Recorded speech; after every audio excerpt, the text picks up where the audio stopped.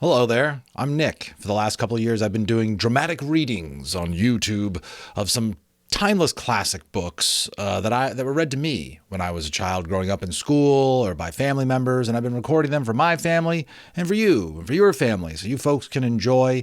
But it's always out of respect and praise for the author and the publishers who brought these books to life and into my classroom, into my world, and into yours.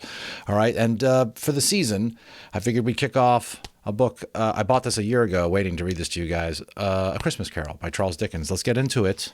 Chapter 1, and this is the 1915 version, I'm told. It was published with the same illustrations by Arthur Rackham. Okay, so I'll show those to you as we go, including this whimsical inside cover here with Scrooge hanging out. Here's a note from the publisher. Charles Dickens wrote A Christmas Carol, one of his most famous and universally beloved books, in 6 weeks in autumn of 1843. It was a time when Dickens was feeling financially pressured from his many commitments. He hoped the brief Christmas story would catch on quickly and provide some badly needed financial relief. As is often the case in human affairs, it didn't work out exactly as the novelist had hoped. Dickens made an unusual arrangement with his publisher, Chapman and Hall, for the Little Christmas Story. Dickens paid the cost of publishing it in exchange for a percentage of the profits. There were delays with the design and the production, but the book was ready for the planned December 19 publication date. A Christmas Carol was a smallish book with color plates, gilt edges, and expensive binding.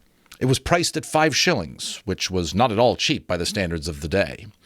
All 6,000 copies were sold out by Christmas Day. Several more printings followed in 1844, but after a year, Dickens' profits only came to between 700 and 800 pounds, and he was deeply disappointed.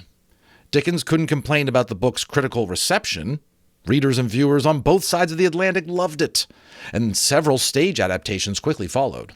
Dickens had a lucrative sideline business for the rest of his life, giving well-attended theatrical readings to holiday audiences who never seemed to tire of it. I know I haven't. How about you?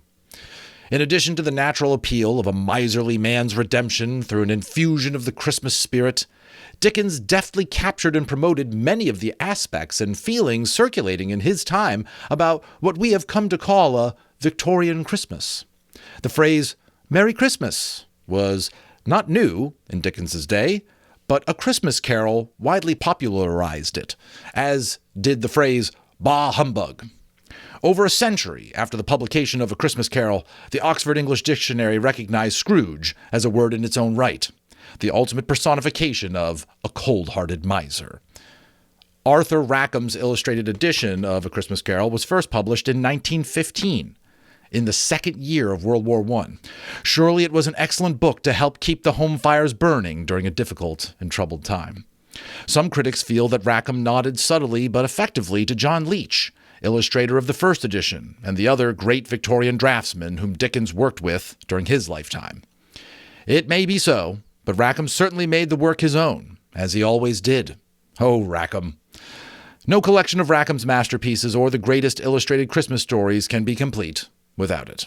And now, ladies and gentlemen, with that note written, let us begin A Christmas Carol. Oh, and there we go. Here's Rackham's picture of Scrooge encountering Marley, his business partner. We will find out about that one. Here's the original preface, written by Charles Dickens in 1843.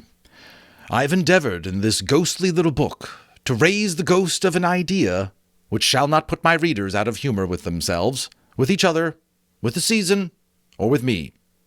May it haunt their houses pleasantly, and no one wish to lay it. Their faithful friend and servant, C.D. December 1843. Here's a page of characters that are listed. We'll forego that because you folks came here for some action, right? It's already been a few minutes. We haven't even started the story yet. What's going on, right? We're going. Okay, here we go. Stave 1, which I suppose is just old-timey for Chapter 1, Marley's Ghost. Marley was dead, to begin with. There is no doubt whatever about that. The register of his burial was signed by the clergyman, the clerk, the undertaker, and the chief mourner. Scrooge signed it, and Scrooge's name was good upon change for anything he put his hand to. Old Marley was as dead as a doornail. Mind, I don't mean to say that I know of my own knowledge what there is particularly dead about a doornail. I might have been inclined myself to regard a coffin nail as the deadest piece of ironmongery in the trade, but the wisdom of our ancestors is in the simile, and my unhallowed hands shall not disturb it, or the country's done for. You will therefore permit me to repeat, emphatically, that Marley was as dead as a doornail. Scrooge knew he was dead? Of course he did. How could it be otherwise? Scrooge and he were partners for I don't know how many years. And Scrooge was his sole executor, his sole administrator, his sole assign, his sole residuary legatee, his sole friend, and sole mourner. And even Scrooge was not so dreadfully cut up by the sad event, but that he was an excellent man of business on the very day of the funeral, and solemnized it with an undoubted bargain. The mention of Marley's funeral brings me back to the point I started from. There is no doubt that Marley was dead. This must be distinctly understood, or nothing wonderful can come from the story I'm going to relate. If we were not perfectly convinced that Hamlet's father died before the play began, there'd be nothing more remarkable in his taking a stroll at night, in an easterly wind upon his ramparts, than there would be in any other middle-aged man rashly turning out after dark in a breezy spot, say St. Paul's churchyard, for instance, literally to astonish his son's weak mind. Not sure what that's referencing, but whatever. Scrooge never painted out Marley's name on their little hanging, shingle that they have. There it stood, years afterwards, above the warehouse door. Scrooge and Marley. The firm was known as Scrooge and Marley. Sometimes people new to the business called Scrooge Scrooge, and sometimes Marley. But he answered to both names. It was all the same to him. Oh, but he was a tight-fisted hand at the grindstone, Scrooge. Oh, squeezing, wrenching, grasping, scraping, clutching, covetous old sinner, hard and sharp as flint, from which no steel had ever struck out generous fire, secret and self-contained, and as solitary as an oyster. The cold within him froze his old features, nipped his pointed nose, shriveled his cheek, stiffened his gait, and made his eyes red, his thin lips blue, and spoke out shrewdly in his grating voice. A frosty rime was on his head, and on his eyebrows, and his wiry chin. White hair, right? He carried his own low temperature always about him. He iced his office in the dog days of summer, and he didn't thaw it 1 degree at Christmas. External heat and cold had little influence on Scrooge. No warmth could warm, no wintry weather chill him, no wind that blew was bitterer than he, no falling snow was more intent upon its purpose, no pelting rain less open to entreaty. Foul weather didn't know where to have him. The heaviest rain and snow and hail and sleet could boast the advantage over him in only one respect. They often came down handsomely. Scrooge never did. Nobody ever stopped him in the street to say with gladsome looks, "Oh, my dear Scrooge, how are you? When will you come to see me?" No beggars implored him to bestow a trifle. No children asked him what it was o'clock. No man or woman ever once in all his life inquired the way to such and such a place of Scrooge. Even the blind men's dogs appeared to know him, and when they saw him coming on, would tug their owners into the doorways and up courts, and then would wag their tails as though they said, "No eye at all is better than an evil eye, dark master." But what did Scrooge care? It was the very thing he liked, to edge his way along the crowded paths of life, warning all human sympathy to keep its distance, was what the knowing ones called nuts to Scrooge. Once upon a time, of all the good days of the year, on Christmas Eve, old Scrooge sat busy in his counting-house. It was cold, bleak, biting weather, foggy withal, and he could hear the people in the court outside ago wheezing up and down, beating their hands upon their breasts, and stamping their feet upon the pavement stones to warm them. The city clocks had only just gone 3. Boom, boom, boom. But it was quite dark already. It had not been light all day, and candles were flaring in the windows of the neighboring offices like ruddy smears upon the palpable brown air. The fog came pouring in at every chink and keyhole, and was so dense without that, although the court was of the narrowest, the houses opposite were mere phantoms. To see the dingy cloud come drooping down, obscuring everything, one might have thought that nature lived hard by and was brewing on a large scale. Of course, what I think Dickens wouldn't be able to acknowledge, but what we understand very clearly now, is England is in the throes of the Industrial Revolution as well. So there's just, tons and tons of chimneys of factories and smelters and things like that, just pouring smog into the air on top of London's famous fog. The door of Scrooge's counting house was open, that he might keep his eye upon his clerk, who was in a dismal little cell beyond, sort of a tank, and was copying letters. Scrooge had a very small fire, but the clerk's fire was so very much smaller that it looked like one coal. But he couldn't replenish it, for Scrooge kept the coal box in his own room. And so surely as the clerk came in with the shovel, the master predicted that it would be necessary for them to part. Wherefore the clerk put on his white comforter and tried to warm himself at the candle, in which effort, not being a man of strong imagination, he failed. "A Merry Christmas, Uncle! God save you!" cheered a cheerful voice. It was the voice of Scrooge's nephew, who came upon him so quickly that this was the first intimation he had of his approach. "Bah!" Scrooge said. "Humbug!" He had so heated himself with rapid walking in the fog and frost, this nephew of Scrooge's, that he was all in a glow. His face was ruddy and handsome. His eyes sparkled, and his breath smoked again. "Christmas? A humbug, Uncle," said Scrooge's nephew. "You don't mean that, I'm sure." "I do," said Scrooge. "A Merry Christmas. What right have you to be merry? What reason have you to be merry? You're poor enough." "Come, then," returned the nephew gaily. "What right have you to be dismal? What reason have you to be morose? You're rich enough." Scrooge, having no better answer ready on the spur of the moment, said, "Bah!" again, and followed it up with, "Humbug!" "Don't be cross, Uncle," said the nephew. "What else can I be?" returned the uncle, "when I live in such a world of fools as this? Merry Christmas! Out upon Merry Christmas! What's Christmas time to you but a time for paying bills without money? A time for finding yourself a year older but not an hour richer? A time for balancing your books and having every item in them through a round dozen of months presented dead against you?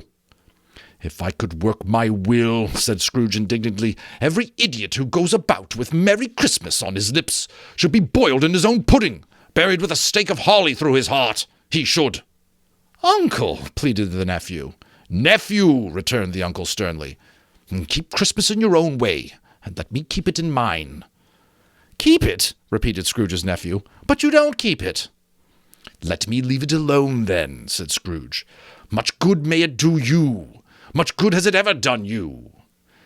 "There are many things from which I have derived good, by which I have not profited, I dare say," returned the nephew. "Christmas among the rest. But I'm sure that I have always thought of Christmas time, when it came around, apart from the veneration due to its sacred name and origin, if anything belonging to it can be apart from that, as a good time, a kind, forgiving, charitable, pleasant time. The only time I know of in the long calendar of the year, when men and women seem by one consent to open their shut-up hearts freely, and to think of people below them as if they really were fellow passengers to the grave, and not another race of creatures bound on other journeys. And therefore, Uncle, though it has never put a scrap of gold or silver in my pocket, I believe that it has done me good, and will do me good. I say, God bless it!" The clerk in the tank involuntarily applauded. And becoming immediately sensible of the impropriety, he poked the fire and extinguished the last frail spark forever. "Let me hear another sound from you," said Scrooge, "and you'll keep your Christmas by losing your situation. You're quite a powerful speaker, sir," he added, turning to his nephew. "I wonder you don't go into Parliament." "Don't be angry, Uncle. Come, dine with us tomorrow." Scrooge said that he would see him. Yes, indeed he did. He went the whole length of expression and said that he would see him in that extremity first. I think he means hell. "But why?" cried Scrooge's nephew. "Why?" Just think back then, you couldn't even write that. 1844, that is too edgy for public literature, folks, right? "Why did you get married?" said Scrooge. "Because I fell in love." "Because you fell in love," growled Scrooge, as if that were the only one thing in the world more ridiculous than a Merry Christmas. "Good afternoon." "Nay, Uncle, but you never came to see me before that happened. Why give it a reason for not coming now?" "Good afternoon," said Scrooge. "I want nothing from you. I ask nothing from you. Why cannot we be friends?" "Good afternoon," said Scrooge. "I'm sorry, with all my heart, to find you so resolute. We never had any quarrel, to which I've been a party. But I have made the trial in homage to Christmas, and I'll keep my Christmas humor to the last. So, a Merry Christmas, Uncle." "Good afternoon," said Scrooge. "And a Happy New Year." "Good afternoon," said Scrooge. His nephew left the room without an angry word, notwithstanding. He stopped at the outer door to bestow the greetings of the season on the clerk, who, cold as he was warmer than Scrooge, for he returned them cordially. "There's another fellow," muttered Scrooge, who overheard him. "My clerk, with 15 shillings a week, and a wife and a family, talking about a Merry Christmas. I'll retire to Bedlam." This lunatic, in letting Scrooge's nephew out, had let 2 other people in. They were portly gentlemen, pleasant to behold, and now stood with their hats off in Scrooge's office. They had books and papers in their hands, and bowed to him. "Scrooge and Marley's, I believe," said one of the gentlemen, referring to his list. "Have I the pleasure of addressing Mr. Scrooge or Mr. Marley?" "Mr. Marley has been dead these 7 years," Scrooge replied. "He died 7 years ago, this very night." "We have no doubt his liberality is well presented by his surviving partner," said the gentleman, presenting his credentials, his business card. It certainly was, for they had been 2 kindred spirits.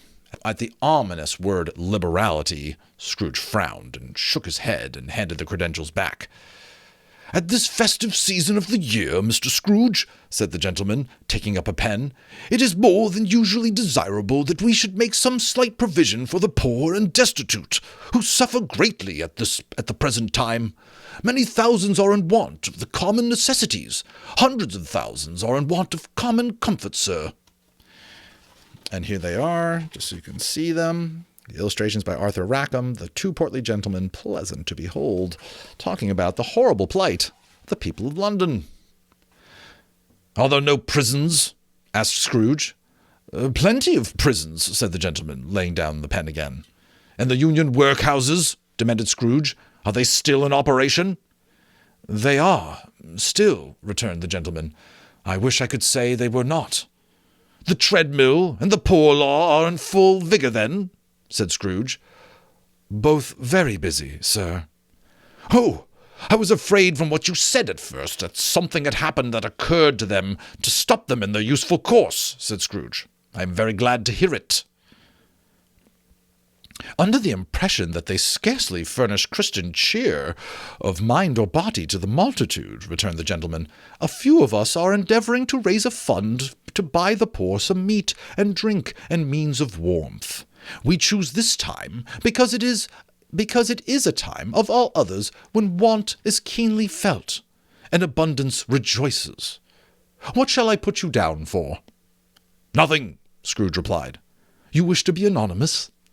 "I wish to be left alone," said Scrooge. "Since you ask me what I wish, gentlemen, that is my answer. I don't make myself merry at Christmas, and I can't afford to make idle people merry. I help to support the establishments I have mentioned. They cost enough, and those who are badly off must go there." "Many can't go there, and many would rather die." "If they would rather die," said Scrooge, "then they had better do it, and decrease the surplus population. Besides, excuse me, I don't know that." "But you might know it," observed the gentleman.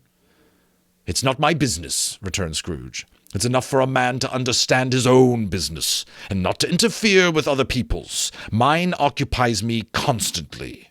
Good afternoon, gentlemen." Seeing clearly that it would be useless to pursue their point, the gentleman withdrew. Scrooge resumed his labors with an improved opinion of himself and in a more facetious temper than was usual with him. Meanwhile, the fog and darkness thickened so that people ran about with flaring links, proffering their services to go before horses and carriages and conduct them on their way. The ancient tower of a church, whose gruff old bell was always peeping slyly down at Scrooge out of a Gothic window in the wall, became invisible, and struck the hours and quarters in the clouds with tremendous vibration afterwards. It's as if its teeth were chattering in its frozen head up there. The cold became intense. In the main street, at the corner of the court, some laborers were repairing the gas pipes, and had lighted a great fire in a brazier, round which a party of ragged men and boys were gathered, warming their hands and winking their eyes before the blaze in rapture. The water plug being left in solitude, its overflowing suddenly congealed and turned to misanthropic ice. The brightness of the shops, where holly sprigs and berries crackled in the lamp heat of the windows, made pale faces ruddy as they passed. Poulterers' and grocers' trades became a splendid joke, a glorious pageant with which it was next to impossible to believe that such dull principles as bargain and sale had anything to do. The Lord Mayor, in the stronghold of the mighty mansion house, gave orders to his 50 cooks and butlers to keep Christmas as a Lord Mayor's household should, and even the little tailor, whom he had fined 5 shillings on the previous Monday for being drunk and bloodthirsty in the streets, stirred up tomorrow's pudding in his garret, while his lean wife and the baby sallied out to buy the beef. I think what they're just describing is everybody's getting ready for Christmas one way or another. Foggier yet, and colder, piercing, searching, biting cold. If the good St. Dunstan had but nipped the evil spirit's nose with a touch of such weather as that, instead of using his familiar weapons, then indeed he could have roared to lusty repose.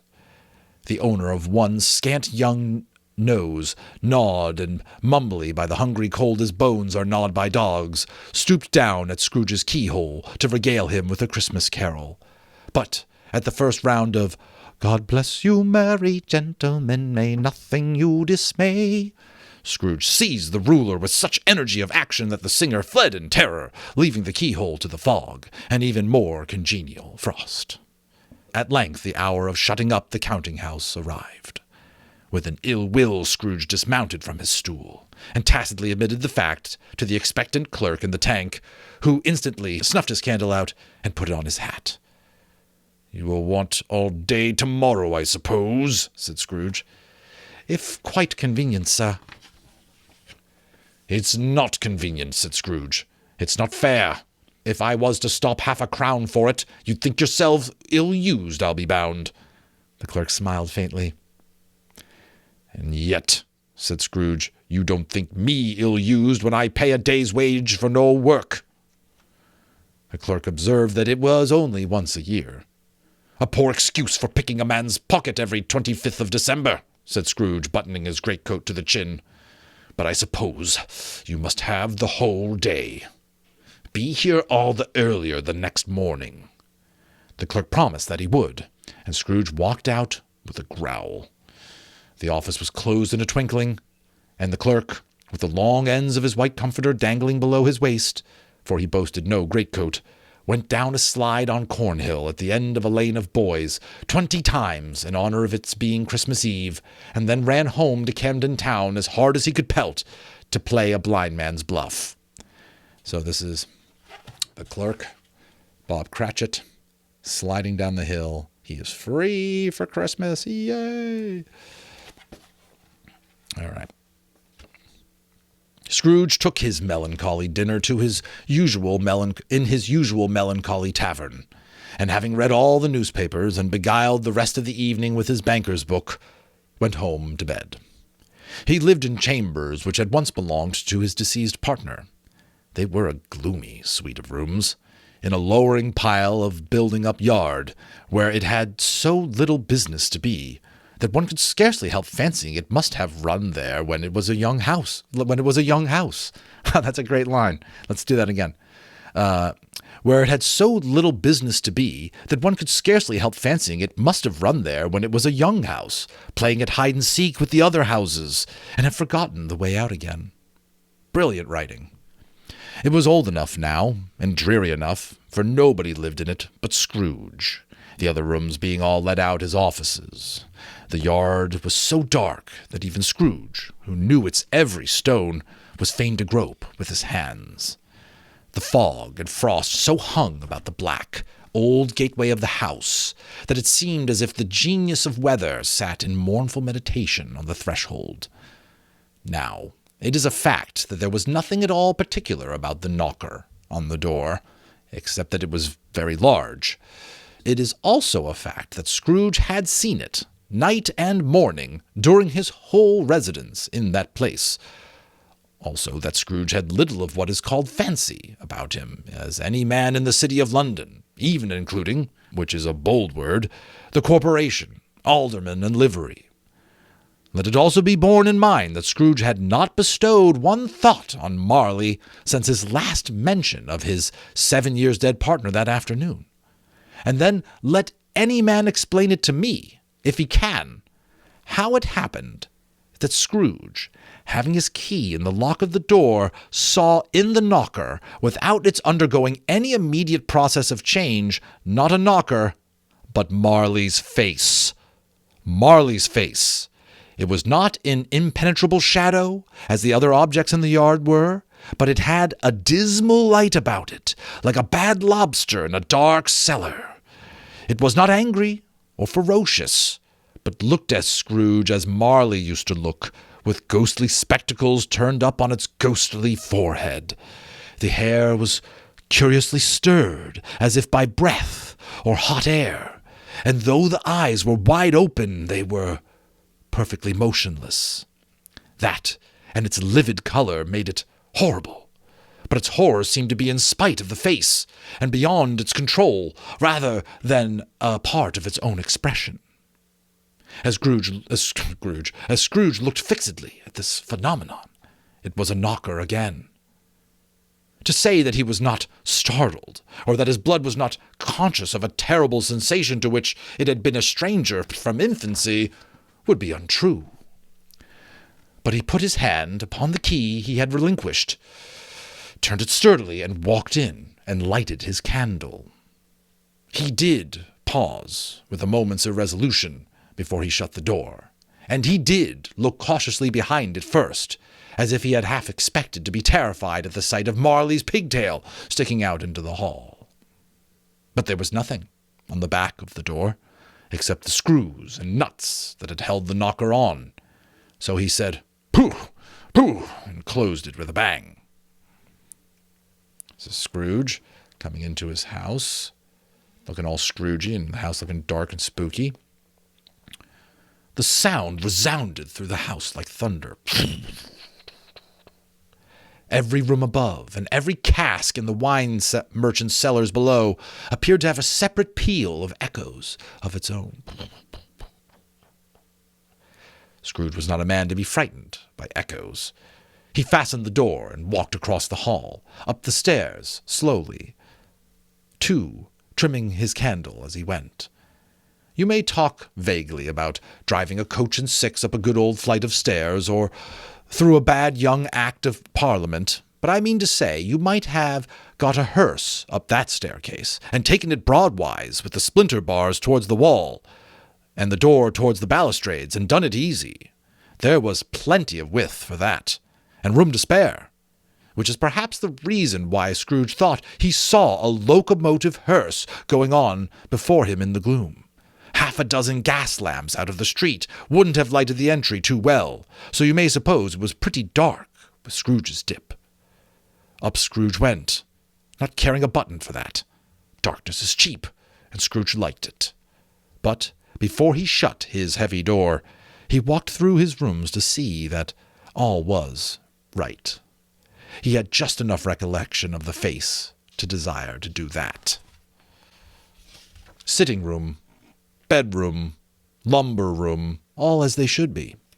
Nobody under the table, nobody under the sofa, a small fire in the grate, spoon and basin ready, and the little saucepan of gruel. Scrooge had a cold in his head, upon the hob. Nobody under the bed, nobody in the closet, nobody in his dressing gown, which was hanging up in a suspicious attitude against the wall. Lumber room, as usual. Old fire guard, old shoes, 2 fish baskets, washing stand on 3 pegs, and a poker. Quite satisfied, he closed his door and locked himself in.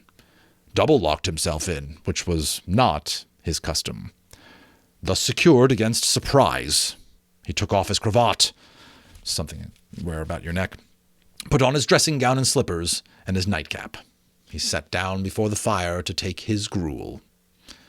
It was a very low fire, indeed. Nothing on such a bitter night.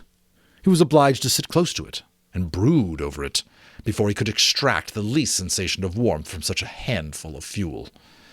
The fireplace was an old one, built by some Dutch merchant long ago, and paved all round with quaint Dutch tiles, designed to illustrate the Scriptures. There were Cains and Abels, Pharaoh's daughters, queens of Sheba, angelic messengers descending through the air on clouds like feather-beds, Abrahams, Balthazars, apostles putting off to sea in butter-boats, hundreds of figures to attract his thoughts. And yet that face of Marley, 7 years dead, came like the ancient prophet's rod and swallowed up the whole. If each smooth tile had been blank at first, with power to shape some picture on its surface from the disjointed fragments of his thoughts, there would have been a copy of old Marley's head on every one. "Humbug!" said Scrooge, and walked across the room. Great writing there as well by Charles Dickens, right? I just love, I'm sure we got some avid readers here on the channel. Each author has their own calling card of really great sort of writing stylistics and metaphors they use and stuff like that. It's cool to discover Charles Dickens's. After several turns, he sat down again. As he threw his head back in his chair, his glance happened to rest upon a bell, a disused bell that hung in the room, and communicated for some purpose now forgotten with a chamber in the highest story in the building.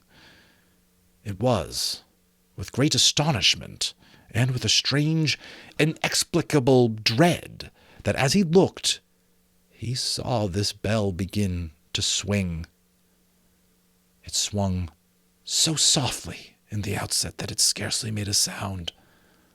But soon it rang out loudly, and so did every bell in the house. This might have lasted half a minute, or a minute, but it seemed an hour. The bells ceased, as they had begun, together. They were succeeded by a clanking noise, deep down below, as if some person were dragging a heavy chain over the casks in the wine merchant's cellar. I've got goosebumps.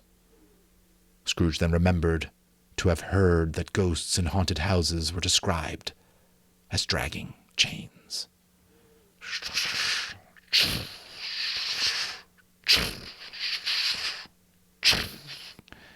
The cellar door flew open with a booming sound. Then he heard the noise much louder on the floors below. Then coming up the stairs. Then coming straight towards his door. "It's humbug still," said Scrooge. "I won't believe it." His color changed, though, when, without a pause, it came on through the heavy door and passed into the room before his eyes. Upon its coming in, the dying flame leaped up, as though it cried, "I know him, Marley's ghost," and fell again. The same face, the very same. Marley in his pigtail, usual waistcoat, tights and boots, the tassels on the latter bristling like his pigtail, and his coat skirts and the hair upon his head. The chain he drew was clasped about his middle. It was long, and wound about him like a tail, and it was made, for Scrooge observed it closely, of cash-boxes, keys, padlocks, ledgers, deeds, and heavy purses, wrought in steel. His body was transparent, so that Scrooge, observing him, and looking through his waistcoat, could see the 2 buttons of his coat behind. Scrooge had often heard it said that Marley had no bowels, but he had never believed it until now. Nor did he believe it even now, though he looked the phantom through and through, and saw it standing before him, though he felt the chilling influence of its death-cold eyes, and marked the very texture of the folded kerchief bound about its head and chin, which wrapper he had not observed before, he was still incredulous, and fought against his senses. "How now?" said Scrooge, caustic and cold as ever. "What do you want with me?" "Much," Marley's voice, no doubt about it. "Who are you?" "Ask me who I was." "Who were you, then?" said Scrooge, raising his voice. "You're particular for a shade." He was going to say to a shade, but substituted this as more appropriate. "In your life, I was your partner, Jacob Marley." Can you sit down?" asked Scrooge, looking doubtfully at him. "I can." "Do it, then." Scrooge asked the questions because he didn't know whether a ghost so transparent might find himself in a condition to take a chair, and felt that, in the event of its being impossible, it might involve the necessity of an embarrassing explanation. But the ghost sat down on the opposite side of the fireplace, as if he were quite used to it. "You don't believe in me," observed the ghost. "I don't," said Scrooge. "What evidence would you have of my reality beyond that of your senses?" "I don't know," said Scrooge. "Why do you doubt your senses?" "Because," said Scrooge, "a little thing affects them. A slight disorder of the stomach makes them cheats. You might be an undigested bit of beef, a blot of mustard, a crumb of cheese, a fragment of an underdone potato. Oh, there's more gravy than grave about you, whatever you are." Scrooge was not much of the habit of cracking jokes, nor did he feel in his heart by any means waggish then. The truth is that he tried to be smart, as a means of distracting his own attention and keeping down his terror, for this spectre's voice disturbed the very marrow in his bones. To sit staring at those fixed, glazed eyes in silence for a moment would play, Scrooge felt, the very deuce with him.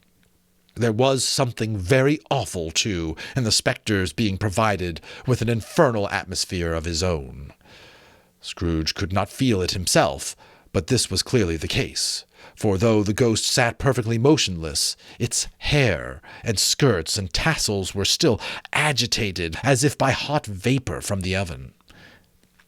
"You see this toothpick?" said Scrooge, returning quickly to the charge, for the reason just assigned, and wishing, though it were only a second, to divert the vision's stony gaze from himself. "I do," replied the ghost. "You are not looking at it," said Scrooge. "But I see it, notwithstanding." "Well," returned Scrooge, "I have but to swallow this, and be for the rest of my days persecuted by a legion of goblins, all my own creation. Humbug, I tell you, humbug!" At this the spirit raised a frightful cry, and shook its chains with such a dismal and appalling noise that Scrooge held on tight to his chair to save himself from falling in a swoon. But now much greater was his horror when the phantom, taking off the bandage round his head as if it were too warm to wear indoors, its lower jaw dropped down upon its breast. Scrooge fell upon his knees and clasped his hands before his face. "Mercy," he said. "Dreadful apparition, why do you trouble me?" "Man of the worldly mind," replied the ghost, "do you believe in me or not?"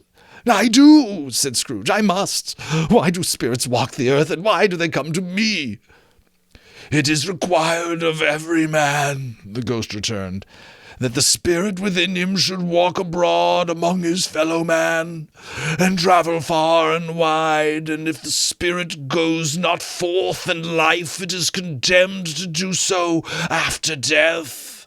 It is doomed to wander through the world, oh, woe is me, and witness what it cannot share, but might have shared on earth, and turned to happiness."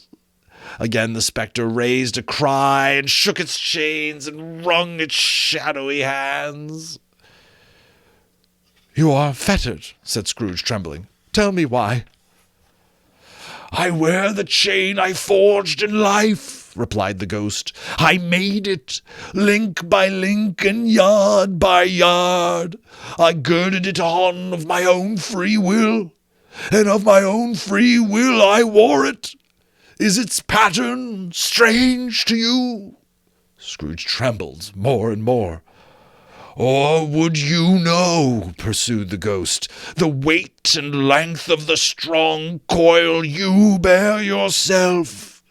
It was full as heavy and as long as this 7 Christmas Eves ago. You have labored on it since. It is a ponderous chain." Scrooge glanced about him on the floor in the expectation of finding himself surrounded by some 50 or 60 fathoms of iron cable, but he could see nothing. "Jacob," he said imploringly, "oh, Jacob Marley, tell me more. Speak comfort to me, Jacob." "I have none to give," the ghost replied. "It comes from other regions, Ebenezer Scrooge, and is conveyed by other ministers to other kinds of men. Nor can I tell you what I would. A very little more is all permitted to me. I cannot rest. I cannot stay. I cannot linger anywhere. My spirit never walked beyond our counting-house, mark me. In life my spirit never roved beyond the narrow limits of our money-changing hole, and weary journeys lie before me." It was a habit with Scrooge, whenever he became thoughtful, to put his hands in his breeches pockets, pondering on what the ghost had said. He did so now, but without lifting up his eyes or getting up off his knees. "You must have been very slow about it, Jacob," Scrooge observed in a businesslike manner, though with humility and deference. "Slow," the ghost repeated. "7 years dead," mused Scrooge, "and traveling all the time?" "The whole time," said the ghost. "No rest, no peace, incessant torture of remorse." "You travel fast?" said Scrooge. "On the wings of the wind," replied the ghost. "You might have gotten over a great quantity of ground in 7 years," said Scrooge. The ghost, upon hearing this, set up another cry, "Ah!" and clanked its chain so hideously in the dead silence of the night that the ward would have been justified in indicting it for a nuisance. "Oh, captive, bound, and double-ironed," cried the phantom, "not to know that ages of incessant labor by immortal creatures for this earth must pass into eternity before the good of which it is susceptible is all developed. Not to know that any Christian spirit working kindly in its little sphere, whatever it may be, will find its mortal life too short for its vast means of usefulness. Not to know that no space of regret can make amends for one's life opportunities misused. Yet such was I. Oh, such was I." "But you were always a good man of business, Jacob," faltered Scrooge, who now began to apply this to himself. Business, cried the ghost, wringing its hands again. Mankind was my business. The common welfare was my business. Charity, mercy, forbearance, and benevolence were all my business. The dealings of my trade were but a drop of water in the comprehensive ocean of my business.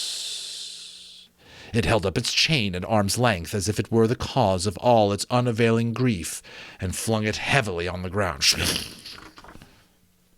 At this time of the rolling year, the spectre said, I suffer most. Why did I walk through crowds of fellow beings with my eyes turned down, and never raise them to that blessed star which led the wise man to a poor abode? Were there no poor homes to which its light would have conducted me? Scrooge was very much dismayed to hear the spectre going on at this rate, and he began to quake exceedingly. Hear me, cried the ghost. My time is nearly gone. This is a picture of Jacob Marley on the wings of the wind, along with all the other ghosts. I will, said Scrooge, but don't be hard on me. Don't be flowery, Jacob, pray. How is it that I appear before you in a shape that you can see? I may not tell. I have sat invisible beside you many and many a day. It was not an agreeable idea. Scrooge shivered and wiped the perspiration from his brow. There is no light part of my penance, pursued the ghost. I am here tonight to warn you that you may yet have a chance and hope of escaping my fate, a chance and hope of my procuring Ebenezer. You were always a good friend to me, said Scrooge. Thank ye. You will be haunted, resumed the ghost, by 3 spirits. Scrooge's countenance fell almost as low as the ghost's had done. Is that the chance and hope you mentioned, Jacob? He demanded in a faltering voice. It is. I think I'd rather not, said Scrooge. Without their visits, said the ghost, you cannot hope to shun the path I tread. Expect the first tomorrow, when the bell tolls 1. Couldn't I take 'em all at once and have it over, Jacob? Hinted Scrooge. Expect the second on the next night at the same hour. The third upon the next night, when the last stroke of 12 has ceased to vibrate. Now, look to see me no more, and look that, for your own sake, you remember what has passed between us. When it had said these words, the spectre took its wrapper from the table and bound it round its head as before. And Scrooge knew this smart sound its teeth made when its jaws were brought together by the bandage. He ventured to raise his eyes again, and found his supernatural visitor confronting him in an erect attitude with its chain wound over and about its arm. The apparition walked backward from him, and at every step it took, the window raised itself a little, so that, when the spectre reached it, it was wide open. It beckoned Scrooge to approach, which he did. Then, when they were within 2 paces of each other, Marley's ghost held up its hand, warning him to come no nearer, and Scrooge stopped, not so much in obedience as in surprise and fear, for on the raising of the hand he became sensible of confused noises in the air, incoherent sounds of lamentation and regret, wailings inexpressibly sorrowful and self-accusatory. The spectre, after listening for a moment, joined in the mournful dirge, and floated out upon the bleak, dark night. Scrooge followed to the window, desperate in his curiosity, and he looked out. The air was filled with phantoms, wandering hither and thither in restless haste, and moaning as they went, "Oh, no." Every one of them wore chains like Marley's ghost. Some few, they might be guilty governments, were linked together. None were free. Here's a picture. It was on the previous page, but I saved it for you until the writing caught up. There's the ghosts wandering hither and thither. Super spooky. That idea that they could just be among us, unheard, unfree. Many had been personally known to Scrooge in their lives. He had been quite familiar with one old ghost in a white waistcoat with a monstrous iron safe attached to its ankle, who cried piteously at being unable to assist a wretched woman with an infant, who had sat below upon a doorstep. The misery with them all was clearly that they sought to interfere for good in human matters and had lost the power forever. And that is a powerful sentence for us all. You know, when we die, we lose the ability to interfere for good in human matters forever. Whether these creatures faded into mist or mist enshrouded them, he could not tell. But they and their spirit voices faded together, and the night became as it had been when he had walked home. Scrooge closed the window and examined the door by which the ghost had entered. It was double-locked, as he locked it with his own hands, and the bolts were undisturbed. He tried to say humbug, but stopped at the first syllable, and being, from the emotions he had undergone, or the fatigues of the day, or the glimpses of the invisible world, or the dull conversation of the ghost, or the lateness of the hour, much in need of repose, went straight to bed without undressing, and fell asleep upon the instant. And this is the last image. Just creepy image of his hands grasping at gold there. And there you have it, folks. The first chapter, the first stave, as they said back in the day, of Christmas Carol. I hope you will stick with me and let us make it all the way through to Christmas. And I'll keep the chapters coming if you keep the comments coming. And this will be our little December reading. Thanks so much for those of you who subscribe and leave me comments. This is a labor of love, so let me know what you think. And I hope you have a happy holidays.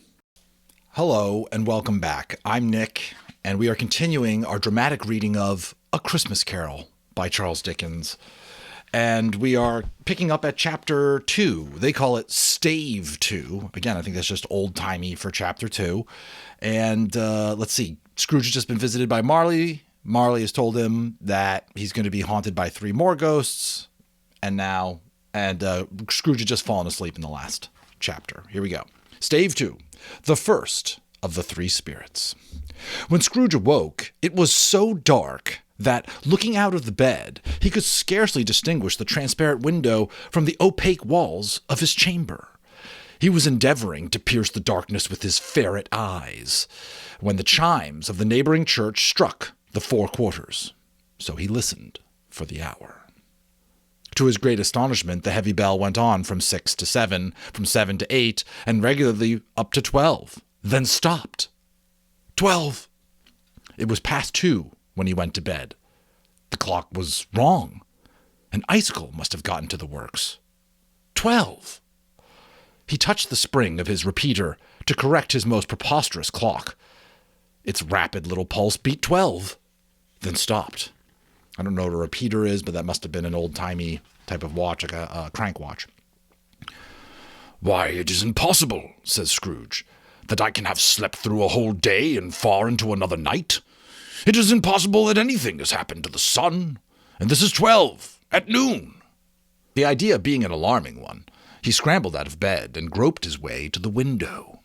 He was obliged to rub the frost off with the sleeve of his dressing gown before he could see anything, and could see very little then. All he could make out was that it was still very foggy and extremely cold, and that there was no noise of people running to and fro and making a great stir, as there unquestionably would have been if night had beaten off bright day and taken possession of the world. This was a great relief, because 3 days after the sight of this first of exchange pay to Mr. Ebenezer Scrooge or his order, and so forth, would have been a mere United States security, if there were no days to count by. Scrooge went to bed again, and thought and thought and thought it over, and could make nothing of it. The more he thought, the more perplexed he was. The more he endeavored not to think, the more he thought. Marley's ghost bothered him, exceedingly. Every time he resolved within himself, after mature inquiry, that it was all a dream, his mind flew back again, like a strong spring released to its first position, and presented the same problem to be worked all through. Was it a dream or not? Scrooge lay in his state until the chime had gone 3/4 more, when he remembered, on a sudden, that the ghost had warned him of a visitation when the bell tolled 1. He resolved to lie awake until the hour was past, and, considering that he could no more go to sleep than go to heaven, this was, perhaps, the wisest resolution in his power. The quarter was so long that he was more than once convinced that he must have sunk into a doze unconsciously, and missed the clock. At length it broke upon his listening ear. Ding dong. 1/4 past, said Scrooge, counting. Ding dong. 1/2 past, said Scrooge. Ding dong. 1/4 to it, said Scrooge. Ding dong. The hour itself, said Scrooge, triumphantly, and nothing else. He spoke before the hour bell sounded, which it now did with a deep, dull, melancholy 1. Dong. Light flashed up in the room upon the instant, and the curtains of his bed were drawn. The curtains of his bed were drawn aside, I tell you, by a hand. Not the curtains at his feet, not the curtains at his back, but those to which his face was addressed. The curtains of his bed were drawn aside, and Scrooge, starting up into a half-recumbent attitude, found himself face to face with the unearthly visitor who drew them, as close to it as I am now to you, and I am standing in the spirit at your elbow. Ooh, I like that, Charles Dickens. It was a strange figure, like a child, not yet so like a child as like an old man, viewed through some supernatural medium, which gave him the appearance of having receded from view and being diminished to a child's proportions. Its hair, which hung about its neck and down its back, was white, as if with age, and yet the face had not a wrinkle on it, and the tenderest bloom was on the skin. The arms were very long and muscular, hands the same, as if its hold were of uncommon strength. Its legs and feet, most delicately formed, were, like these upper members, bare. It wore a tunic of the purest white, and round its waist was bound a lustrous belt, the sheen of which was beautiful. It held a branch of fresh green holly in its hand, and, in singular contradiction of that wintry emblem, had its dress trimmed with summer flowers. But the strangest thing about it was that from the crown of its head there sprung a bright, clear jet of light, by which all this was visible, and which was doubtless the occasion of its using, in its duller moments, a great extinguisher for a cap, which it now held under its arm.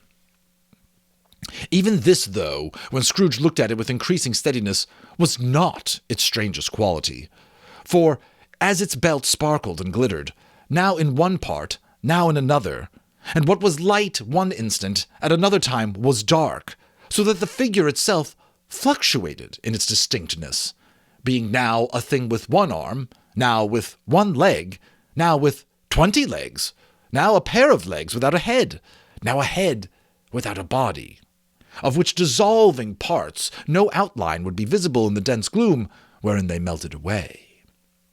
And, in the very wonder of this, it would be itself again, distinct and clear as ever. "Are you the spirit, sir, whose coming was foretold to me?" asked Scrooge. "I am." The voice was soft and gentle, singularly low, as if, instead of being so close behind him, it were at a distance. "Who and what are you?" Scrooge demanded. "I am the ghost of Christmas past." "Long past?" inquired Scrooge, observant of its dwarfish stature. "No, your past." Perhaps Scrooge could not have told anybody why, if anybody could have asked him, but he had a special desire to see the spirit in his cap, and begged him to be covered. "What?" exclaimed the ghost. "Would you so soon put out, with worldly hands, the light I give? It is not enough that you are one of those whose passions made this cap, and force me through whole trains of years to wear it low upon my brow?" Scrooge reverently disclaimed all intention to offend, or any knowledge of having wilfully bonneted the spirit at any period of his life. He then made bold to inquire what business brought him here. "Your welfare," said the ghost. Scrooge expressed himself much obliged, but could not help thinking that a night of unbroken rest would have been more conducive to that end. The spirit must have heard him thinking, for it said immediately, "Your reclamation, then. Take heed." It put out its strong hand as it spoke, and clasped him gently by the arm. "Rise, and walk with me." It would have been in vain for Scrooge to plead that the weather or the hour were not adapted to pedestrian purposes, that the bed was warm and the thermometer a long way below freezing, that he was clad but lightly in his slippers, dressing-gown, and nightcap, and that he had a cold upon him at the time. The grasp, though gentle as a woman's hand, would not be resisted. He rose, but, finding that the spirit made towards the window, clasped its robe in supplication. "I am mortal," Scrooge remonstrated, "and liable to fall." "Bear but a touch of my hand there," said the spirit, laying it upon his heart, "and you shall be upheld in more than this." As the words were spoken, they passed through the wall, and stood upon an open country road, with fields on either hand. The city had entirely vanished. Not a vestige of it was to be seen. The darkness and the mist had vanished with it, for it was a clear, cold, wintry day, with snow upon the ground. "Good heaven!" said Scrooge, clasping his hands together as he looked about him. "I was bred in this place. I was a boy here." The spirit gazed upon him mildly. Its gentle touch, though it had been light and instantaneous, appeared still present to the old man's sense of feeling. He was conscious of 1,000 odors floating in the air, each one connected with 1,000 thoughts, hopes, and joys, and cares long, long forgotten. Have you ever noticed that? Your sense of smell can bring back powerful memories. And I know there's been scientific literature out there that our sense of smell is very closely associated with memory. I don't know if the British knew that or if Charles Dickens knew that back in the 1840s, but there it is. "Your lip is trembling," said the ghost. "And what is that upon your cheek?" Scrooge muttered, but with an unusual catching in his voice, that it was a pimple, and begged the ghost to lead him where he would. "You recollect the way?" "Remember it?" said Scrooge with fervor. "I could walk it blindfold." "Strange to have forgotten it for so many years," observed the ghost. "Let us go on." They walked along the road, Scrooge recognizing every gate, post, and tree, until a little market town appeared in the distance, with its bridge, its church, and winding river. Some shaggy ponies were now seen trotting towards them with boys on their backs, who called to the others in country gigs and carts driven by farmers.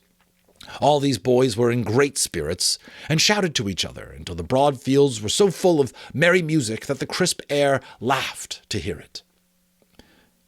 "These are but shadows of the things that have been," said the ghost. "They have no consciousness of us." The jocund travelers came on, and as they came, Scrooge knew them and named them, every one. Why was he rejoiced beyond all bounds to see them? Why did his cold eye glisten and his heart leap up as they went past? Why was he filled with gladness when he heard them give each other Merry Christmas as they parted at crossroads and byways for their several homes? What was Merry Christmas to Scrooge? Out upon Merry Christmas, what good has it ever done to him? "The school is not quite deserted," said the ghost. "A solitary child, neglected by his friends, is still left there still. Scrooge said he knew it, and he sobbed. They left the high road by a well-remembered lane, and soon approached a mansion of dull red brick, and with a weathercock surmounted, cupola on the roof, and a bell hanging in it. It was a large house, but one of broken fortunes, for the spacious offices were little used, their walls were damp and mossy, their windows broken, and their gates decayed. Fowls clucked and strutted in the stables, and the coach-houses and sheds were overrun with grass. Nor was it more retentive of its ancient state within, for entering the dreary hall and glancing through the open doors of many rooms, they found them poorly furnished, cold, and vast.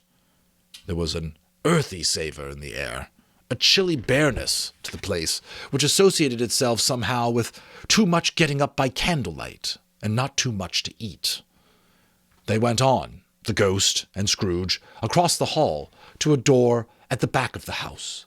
It opened before them and disclosed a long, bare, melancholy room, made barer still by lines of plain deal forms and desks. At one of these, a lonely boy was reading near a feeble fire, and Scrooge sat down upon a form and wept to see his poor forgotten self as he used to be. Not a latent echo in the house, not a squeak and scuffle from the mice behind the paneling, not a drip from the half-thawed waterspout in the dull yard behind, not a sigh among the leafless boughs of one despondent poplar, not the idle swinging of an empty storehouse door, no, not the clicking in the fire, but fell upon the heart of Scrooge with a softening influence, and gave a freer passage to his tears. The spirit touched him on the arm, and pointed to his younger self, intent upon his reading. Suddenly, a man in foreign garments, wonderfully real and distinct to look at, stood outside the window, with an axe stuck in his belt, leading by the bridle an ass laden with wood.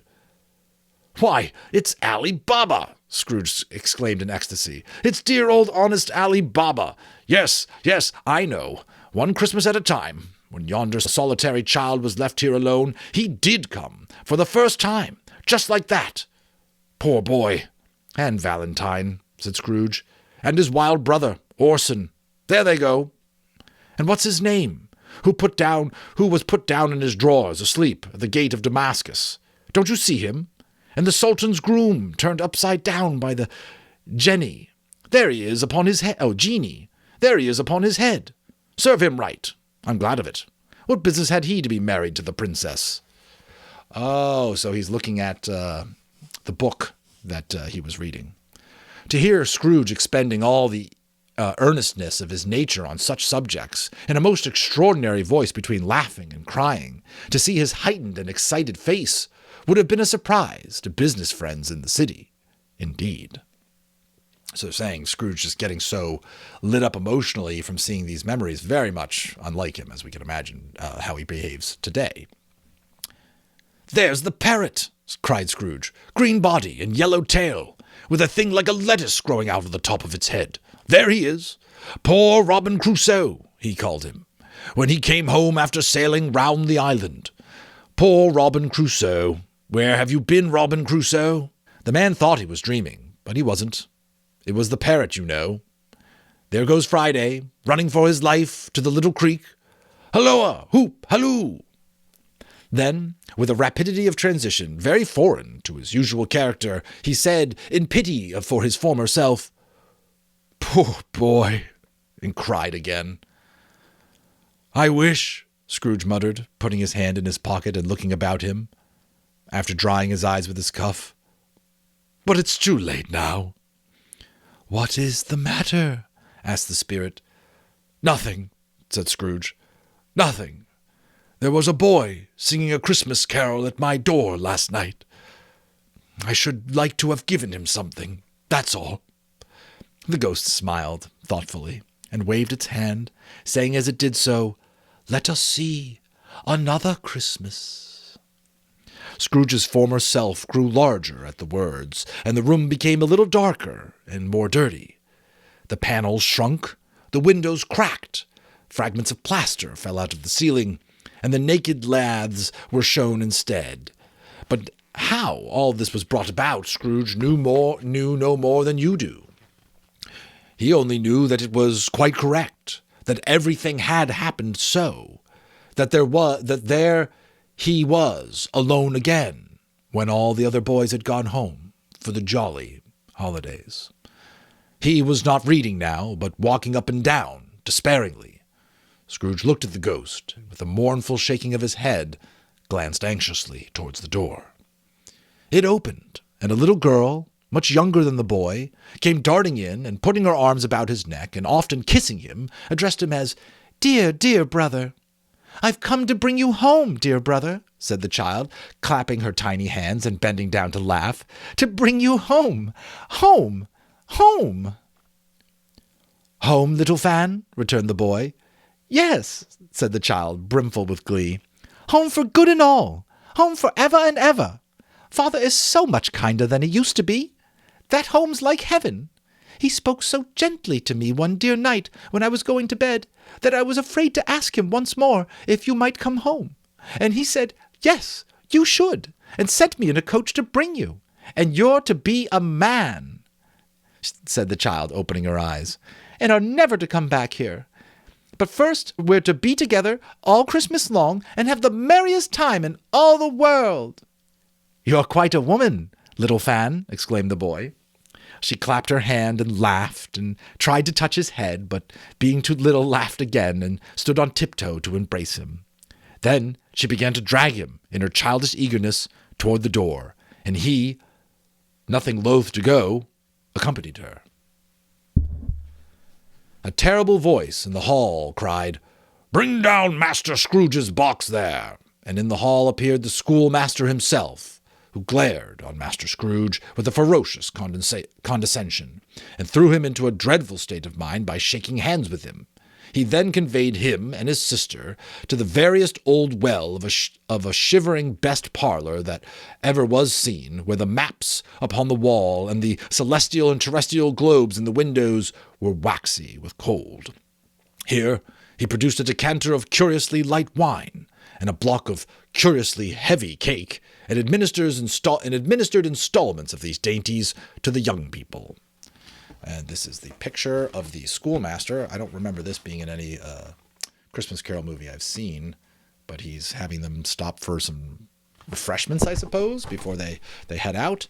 And I think back then it wasn't so unusual for children to have a little wine or a little beer with a meal because first of all, it was just incredibly more commonplace, much more drinking back then, I understand. And then second of all, sometimes the water wasn't any good. Water wasn't easily come by or it wasn't clean, and they figured a refined beer or wine was a little bit okay for everybody to have. At the same time, sending out a meager servant to offer a glass of something to the postboy, who answered that he thanked the gentleman, but if it was the same tap as he had tasted before, he had rather not. Master Scrooge's trunk being by this time tied on the top of the chaise, the children bade the schoolmaster good-bye right willingly, and, getting into it, drove gaily down the garden sweep, the quick wheels dashing the hoar frost and snow from the dark leaves of the evergreens like spray. "Always a delicate creature, whom a breath might have withered," said the ghost, "but she had a large heart." "So she had," cried Scrooge. "You're right. I will not gainsay it, Spirit, God forbid." "She died a woman," said the ghost, "and had, as I think, children." "One child," Scrooge returned. "True," said the ghost, "your nephew." Scrooge seemed uneasy in his mind. The nephew who we saw in the opening chapter of the book, right? Scrooge seemed uneasy in his mind and answered briefly, "Yes." Although they had but that moment left the school behind them, they were now in the busy thoroughfares of a city, where shadowy passengers passed and repassed, where shadowy carts and coaches battled for the way, and all the strife and tumult of a real city were. It was made plain enough by the dressing of the shops that here, too, it was Christmas time again. But it was evening, and the streets were lighted up. The ghost stopped at a certain warehouse door and asked if Scrooge knew it. "Know it," said Scrooge. "Was I apprenticed here?" They went in, at the sight of an old gentleman in a Welsh wig sitting behind a high desk, that if he had been 2 inches taller, he must have knocked his head against the ceiling. Scrooge cried in great excitement, "Why, it's old Fezziwig! Bless his heart! It's Fezziwig alive again!" Old Fezziwig laid down his pen and looked up at the clock, which pointed to the hour of 7.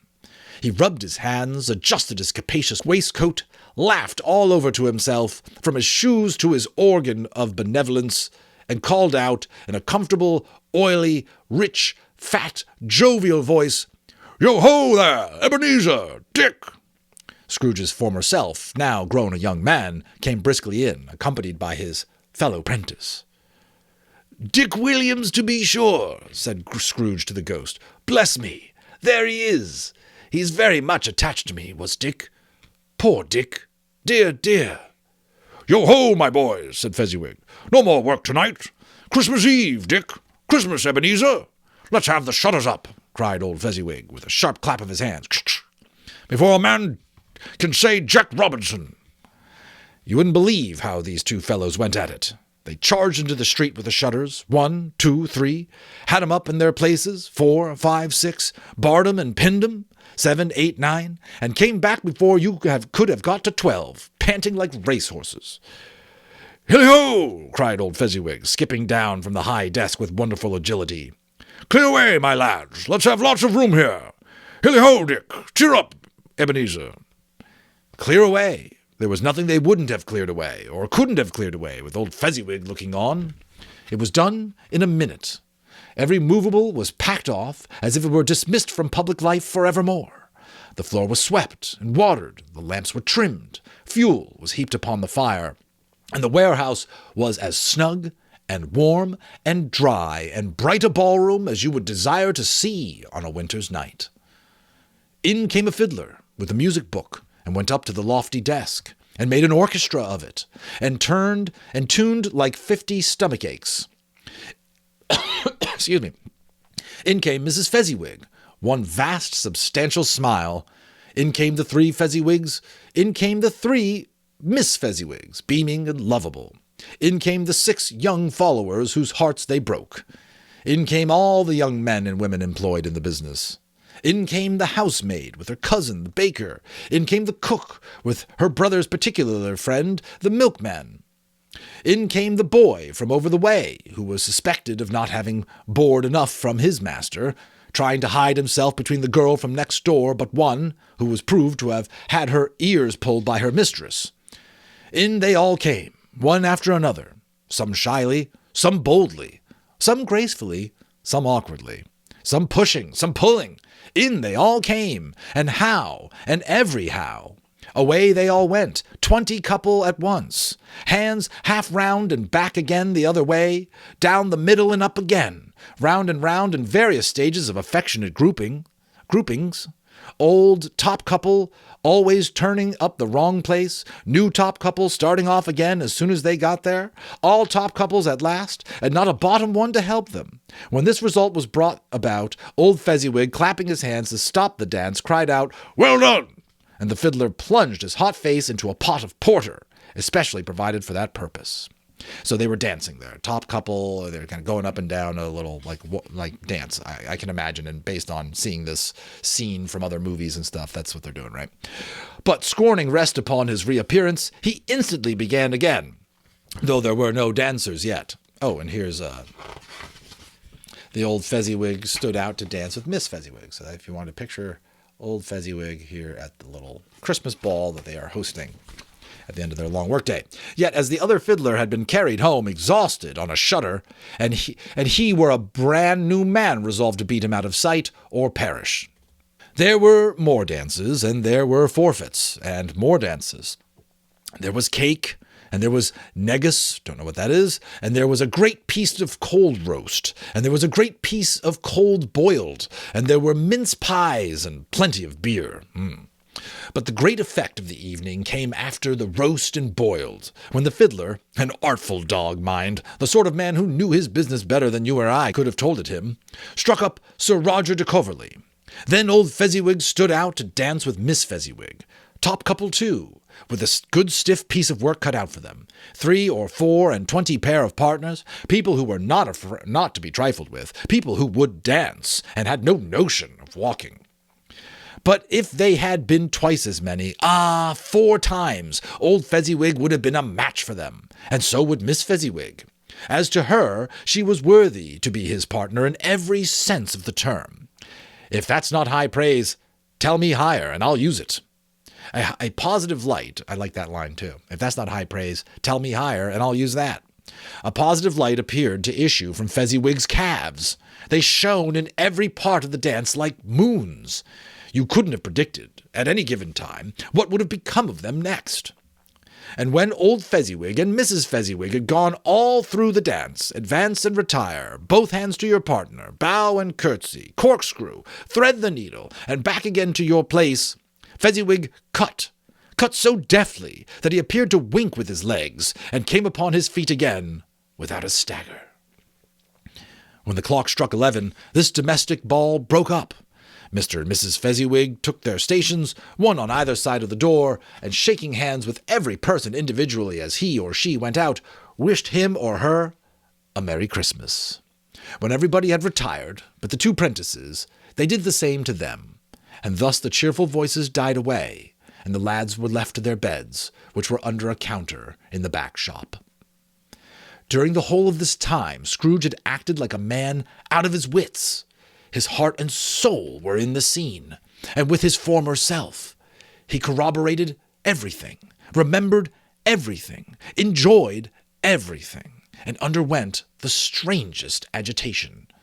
It was not until now, when the bright faces of his former self and Dick were turned from them, that he remembered the ghost, and became conscious that it was looking full upon him, while the light upon its head burnt very clear.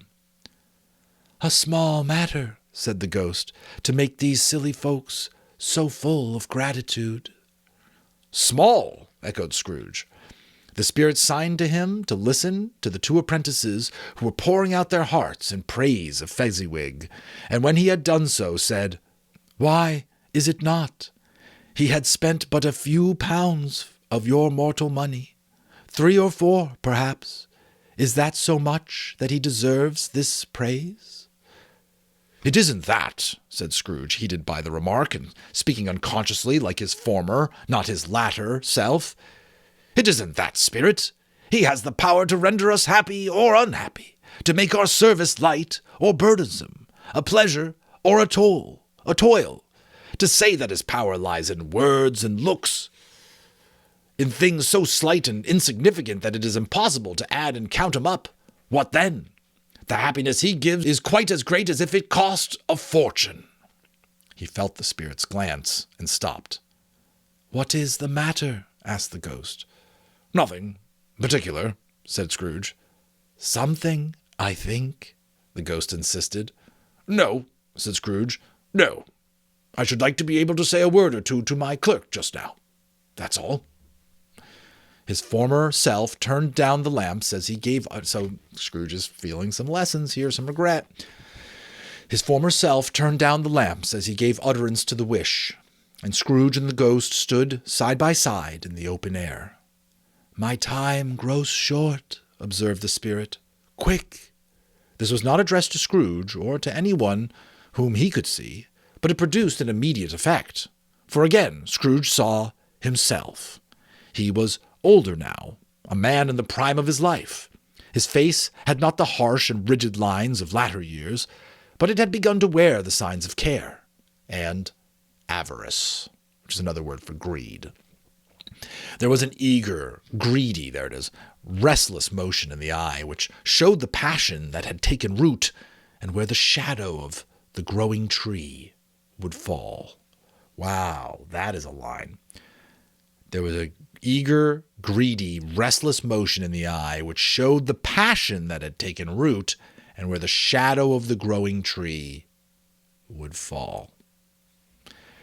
He was not alone, but sat by the side of a fair young girl in a mourning dress, in whose eyes there were tears which sparkled in the light that shone out of the ghost of Christmas past.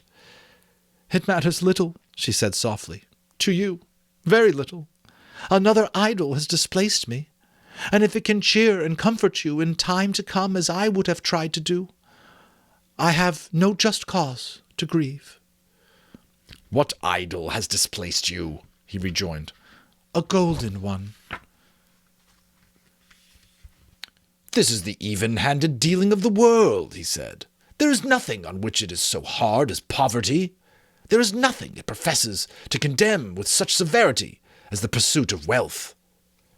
"You fear the world too much," she answered gently. "All your other hopes have merged into the hopes of being beyond the chance of its sordid reproach. I have seen your nobler aspirations fall off, one by one, until the master passion, gain, engrosses you. Have I not?" "What then?" he retorted. "Even if I have grown so much wiser, what then? I am not changed towards you." She shook her head. "Am I?" "Our contract is an old one. It was made when we were both poor, and content to be so, until in good season we could improve our worldly fortune by our patient industry. You are changed. When it was made, you were another man." "I was a boy," he said impatiently. "Your own feeling tells you that you were not what you are," she returned. "I am. That which promises happiness when we were one in heart is fraught with misery now that we are two. How often and how keenly I have thought of this, I will not say. It is enough that I have thought of it, and can release you." "Have I ever sought release?" "In words? No, never." "In what, then?" "In a changed nature, in an altered spirit, in another atmosphere of life, another hope at its great end, in everything that made my love of any worth or value in your sight. If this had never been between us," said the girl, looking mildly with steadiness upon him, "tell me, would you seek me out and try to win me now?" "Ah, no." He seemed to yield to the justice of this suspicion in spite of himself, but he said with a struggle, "You think not." "I would gladly think otherwise if I could," she answered. "Heaven knows, when I have learned a truth like this, I know how strong and irresistible it must be. But if you were free, today, tomorrow, yesterday, can I even believe that you would choose a dowerless girl? You, who in your very confidence with her, weigh everything by gain." Gain is capitalized too, by the way. "Or, choosing her, if for a moment you were false enough to your one guiding principle to do so, do I not know that your repentance and regret would surely follow? I do, and I release you, with a full heart, for the love of him you once were." He was about to speak, but with her head turned from him, she resumed, "You may. The memory of what is past half makes me hope you will. Have pain in this. A very, very brief time, and you will dismiss the recollection of it gladly, as an unprofitable dream from which it happened well that you awoke. May you be happy in the life you have chosen." She left him, and they parted. "Spirit," said Scrooge, "show me no more. Conduct me home. Why do you delight to torture me?" "One shadow more," exclaimed the ghost. "No more," cried Scrooge. "No more. I don't wish to see it. Show me no more." She left him, and they parted. So this is Scrooge as a young man in his warrior phase of life, turning away his one true love. But the relentless ghost pinioned him in both his arms and forced him to observe what happened next. They were in another scene and place, a room not very large or handsome, but full of comfort. Near to the winter fire sat a beautiful young girl, so like that last that Scrooge believed it was the same, until he saw her, now a comely matron, sitting opposite her daughter. The noise in this room was perfectly tumultuous, for there were more children there than Scrooge in his agitated state of mind could count. And, unlike the celebrated herd in the poem, they were not 40 children conducting themselves like one, but every child was conducting itself like 40. I know that feeling. The consequences were uproarious beyond belief, but no one seemed to care. On the contrary, the mother and daughter laughed heartily and enjoyed it very much, and the latter, soon beginning to mingle in the sports, got pillaged by the young brigands most ruthlessly. What would I not have given to be one of them? Oh, I never thought I could have been so rude. No, no. I wouldn't for the wealth of all the world have crushed that braided hair and torn it down, and for the precious little shoe I wouldn't have plucked it off, God bless my soul, to save my life. As to measuring her waist in sport as they did, bold young brood, I couldn't have done it. I should have expected my arm to have grown round it for a punishment and never come straight again. And yet I should have dearly liked, I own, to have touched her lips, to have questioned her, that she might have opened them, to have looked upon the lashes of her downcast eyes and never raised a blush, to have let loose waves of hair, an inch of which would be a keepsake beyond price. In short, I should have liked, I do confess, to have the lightest license of a child, and yet to have been man enough to know its value. Powerful line.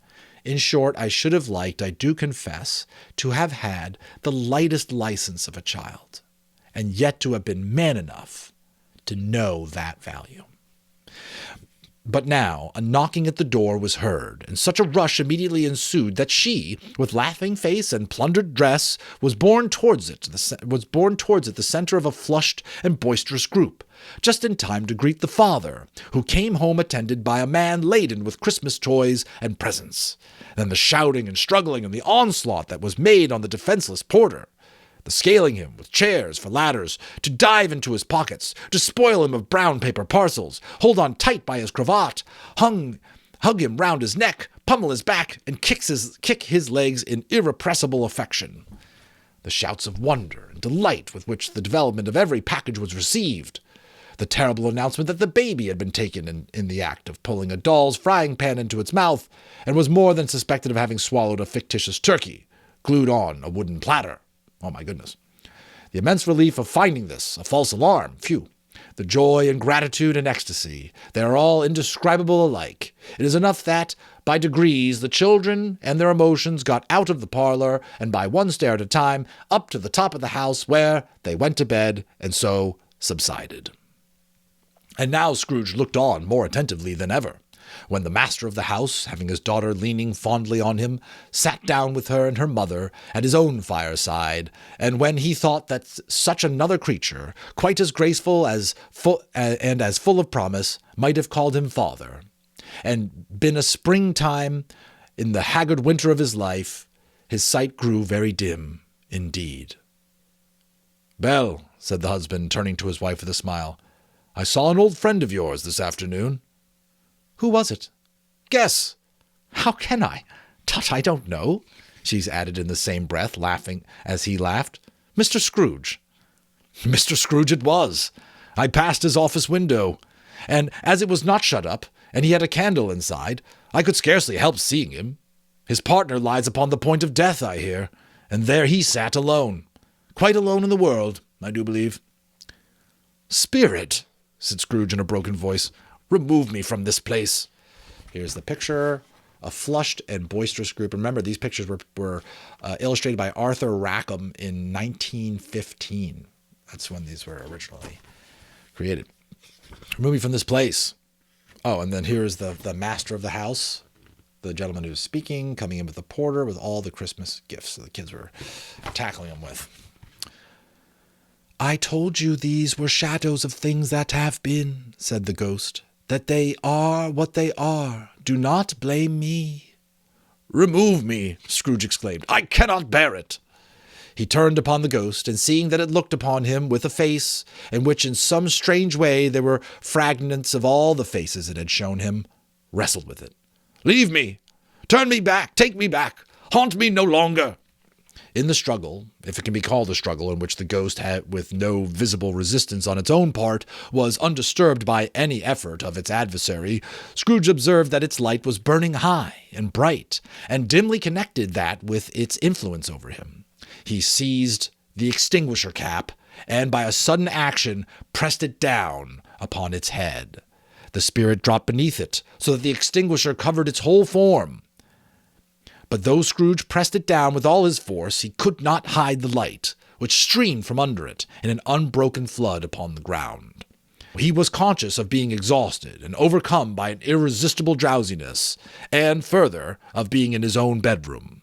He gave the cap a parting squeeze, in which his hand relaxed, and had barely time to reel to bed before he sank into a heavy sleep. There is Scrooge laying down to bed in a heavy sleep. And I believe that takes us through to chapter 3. All right, folks, thanks so much for reading with me in this holiday season. Hope you're feeling the Christmas magic. I'll come back next week with another chapter here. Drop me your comments. You can play this with your children and stuff like that if you like, or your family at home. We'll all get in the spirit together. Thanks so much for your support. We'll see you on the next one. Hello and welcome back, watchers, listeners of the dramatic reading, my dramatic reading, Nick here, of Charles Dickens' The Christmas Carol. And we are on chapter 3, which they called back in the day Stave 3. Scrooge has been visited by Marley. Scrooge has been visited by the ghost of Christmas past. And lovers of this tale will know what comes next. It's the ghost of Christmas present. Let us begin Stave 3. The second of the 3 spirits. Hope you folks are staying warm out there. It's pretty blustery up here in the Northeast, so I was just out with my kids. Kept the winter hat on for you for the ghost of Christmas present. Here we go. Awaking in the middle of a prodigiously tough snore and sitting up in bed to get his thoughts together, Scrooge had no occasion to be told that the bell was again upon the stroke of 1. He felt that he was restored to consciousness in the right nick of time, for the especial purpose of holding a conference with the second messenger dispatched to him through Jacob Marley's intervention. But the finding that he turned uncomfortably cold, when he began to wonder which of his curtains this new spectre would draw back, he put them every one aside with his own hands, and, lying down again, established a sharp lookout all round the bed. For he wished to challenge the spirit on the moments of its appearance, and did not wish to be taken by surprise and made nervous. Gentlemen of the free and easy sort, who plume themselves on being acquainted with a move or two, and being usually equal to the time of day, express the wide range of their capacity for adventure by observing that they are good for anything from pitch and toss to manslaughter, between which opposite extremes, no doubt, there lies a tolerably wide and comprehensive range of subjects. Without venturing for Scrooge quite as heartily as this, I don't mind calling on you to believe that he was ready for a good broad field of strange appearances, that nothing between a baby and a rhinoceros would have astonished him very much. Well, that's some awesome writing by Charles Dickens right there. Like, it's from the 1800s, right? So you're thinking this book might be a little bit stale or whatever, but as one who loves to read these books, and if you've been reading along with me, we've experienced some great writing from a number of authors. This is good stuff, right? Really good stuff. You understand why he's so famous, and still his works are widely read today. Now, being prepared for almost anything, he was not by any means prepared for nothing. And, consequently, when the bell struck 1, and no shape appeared, he was taken with a violent fit of trembling. 5 minutes, 10 minutes, a quarter of an hour went by, yet nothing came. All this time he lay upon his bed, the very core and center of a blaze of ruddy light, which streamed upon it when the clock proclaimed the hour, and which, being only light, was more alarming than a dozen ghosts, as he was powerless to make out what it meant, or would be at, and was sometimes apprehensive that he might be, at that very moment, an interesting case of spontaneous combustion, without having the consolation of knowing it. At last, however, he began to think, as you or I would have thought at first, for it is always the person not in the predicament who knows what ought to have been done in it. True, right? And would unquestionably have done it too, at last, I say, he began to think that the source and the secret of this ghostly light might be in the adjoining room, from whence, upon further tracing it, it seemed to shine. This idea taking full possession of his mind, he got up softly and shuffled in his slippers to the door. The moment Scrooge's hand was on the lock, a strange voice called him by name and bade him enter. He obeyed. It was his own room, there was no doubt about that, but it had undergone a surprising transformation. The walls and ceiling were so hung with living green that had looked a perfect grove, from every part of which bright, gleaming berries glistened. The crisp leaves of holly, mistletoe, and ivy reflected back the light, as if so many little mirrors had been scattered there, and such a mighty blaze went roaring up the chimney as that dull petrification of a hearth had never known in Scrooge's time, or Marley's, or for many, many a winter season gone. Heaped up on the floor to form a kind of throne were turkeys, geese, game, poultry, brawn, great joints of meat, suckling pigs, long wreaths of sausage, so it's all cooked meat, mince pies, plum puddings, barrels of oysters, red-hot chestnuts, cherry-cheeked apples, juicy oranges, luscious pears, immense twelfth cakes, and seething bowls of punch. Then, by the way, that's just a list off of probably all the Victorian-era style Christmas food. Some of it we recognize, some of it maybe not, right? Some of this has not stood up the test of time. Of seething bowls of punch that made the chamber dim with their delicious steam. In easy state, upon this couch there sat a jolly giant, glorious to see, who bore a glowing torch, in a shape not unlike Plenty's horn, and held it up, high up, to shed its light on Scrooge as he came peeping round the door. "Come in," exclaimed the ghost. "Come in, and know me better, man." Scrooge entered timidly, and hung his head before the spirit. He was not the dogged Scrooge he had been. Though the spirit's eyes were clear and kind, he did not like to meet them. "I am the ghost of Christmas present," said the spirit. "Look upon me." Scrooge reverently did so. It was clothed in one simple, deep green robe, or mantle, bordered in white fur. This garment hung so loosely on this figure that its capacious breast was bare, as if disdaining to be warded or concealed by any artifice. So you can see his bare, hairy chest, I would imagine, this big, giant guy. Its feet, observable beneath the ample folds of the garment, were also bare, and on its head it wore no other covering than a holly wreath, set here and there with shining icicles. Its dark brown curls were long and free as its genial face, its sparkling eye, its open hand, its cheery voice, its unconstrained demeanor, and its joyful air. Girded round its middle was an antique scabbard, but no sword was in it, and the ancient sheath was eaten up with rust. "You have never seen the like of me before," exclaimed the spirit. "Never," Scrooge made answer to it. Have never walked forth with the younger members of my family, meaning, for I am very young, my elder brothers born in these years?" pursued the phantom. "I don't think I have," said Scrooge. "I'm afraid I have not. Have you had many brothers, spirit?" "More than 1,800, said the ghost. "A tremendous family to provide for," muttered Scrooge. The ghost of Christmas present rose. "Spirit," said Scrooge submissively, "conduct me where you will. I went forth last night on compulsion, and I learned a lesson which is working now. Tonight, if you have aught to teach me, let me profit by it." "Touch my robe." Scrooge did as he was told, and held it fast.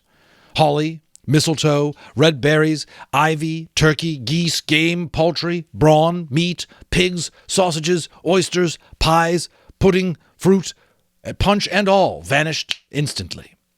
So did the room, the fire, the ruddy glow, the hour of night.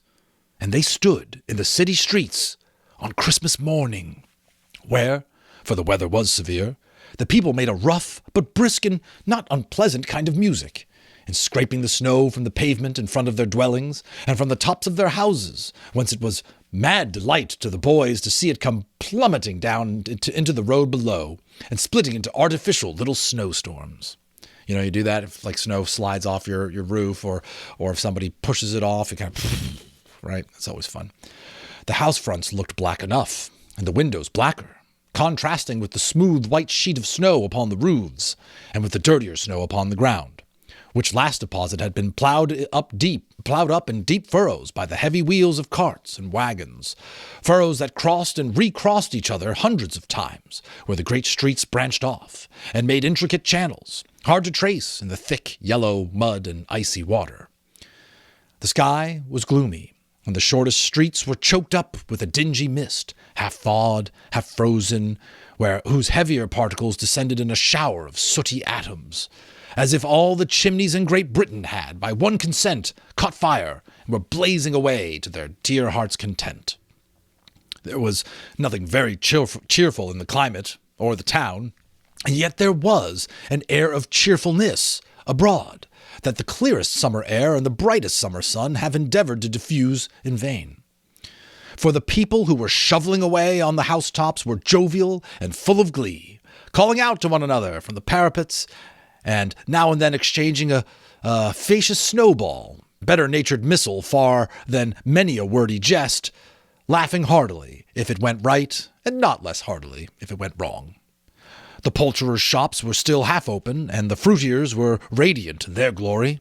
There were great, round, pot-bellied baskets of chestnuts, shaped like waistcoats of jolly old gentlemen. This is the climate. This is the scene as illustrated by Arthur Rackham for this book. Lolling at the doors and tumbling out into the street in their apoplectic opulence. There were ruddy, brown-faced, broad-girthed Spanish onions, shining in the fatness of their growth like Spanish friars, and winking from their shelves in wanton slyness at the girls as they went by, and glanced demurely at the hung-up mistletoe. There were pears and apples clustered high in blooming pyramids, and there were bunches of grapes made in the shopkeeper's benevolence to dangle from conspicuous hooks that people's mouths might water gratis as they passed. There were piles of filberts, mossy and brown, recalling in their fragrant ancient walks among the woods, and pleasant shufflings ankle-deep through withered leaves. There were Norfolk biffins, squat and swarthy, setting off the yellow of the oranges and lemons, and in the great compactness of their juicy persons, urgently entreating and beseeching to be carried home in paper bags and eaten after dinner. The very gold and silver fish set forth among these choice fruits in a bowl, though members of a dull and stagnant-blooded race, appeared to know that there was something going on, and, to a fish, went gasping round and round their little world in slow and passionless excitement. The grocers, nearly closed, with perhaps 2 shutters down, or one, but through those gaps such glimpses. It was not alone that the scales descending on the counter made a merry sound, or that the twine and roller parted companies so briskly, or that the canisters were rattled up and down like juggling tricks, or even that the blended scents of tea and coffee were so grateful to the nose, or even that the raisins were so plentiful and rare, and the almonds so extremely white, the sticks of cinnamon so long and straight, the other spices so delicious, the candied fruits so caked and spotted with molten sugar as to make the coldest lookers-on feel faint and subsequently bilious. Nor was it that the figs were moist and pulpy, or that the French plums blushed in modest tartness from their highly decorated boxes, or that everything was good to eat and in its Christmas dress. But the customers were all so hurried and so eager in their hopeful promise of the day that they tumbled up against each other at the door, crashing their wicker baskets wildly, and left their purchases upon the counter, and came running back to fetch them, and committed hundreds of the like mistakes in the best humor possible, while the grocer and his people were so frank and fresh that the polished hearts with which they fastened their aprons behind might have been their own, worn outside for general inspection, and for Christmas daws to peck at if they choose. But soon the steeples called good people all to church and chapel, and away they came, flocking through the streets in their best clothes and with their gayest faces. And at the same time there emerged from scores of by-streets, lanes, and nameless turnings innumerable people, carrying their dinners to the bakers' shops.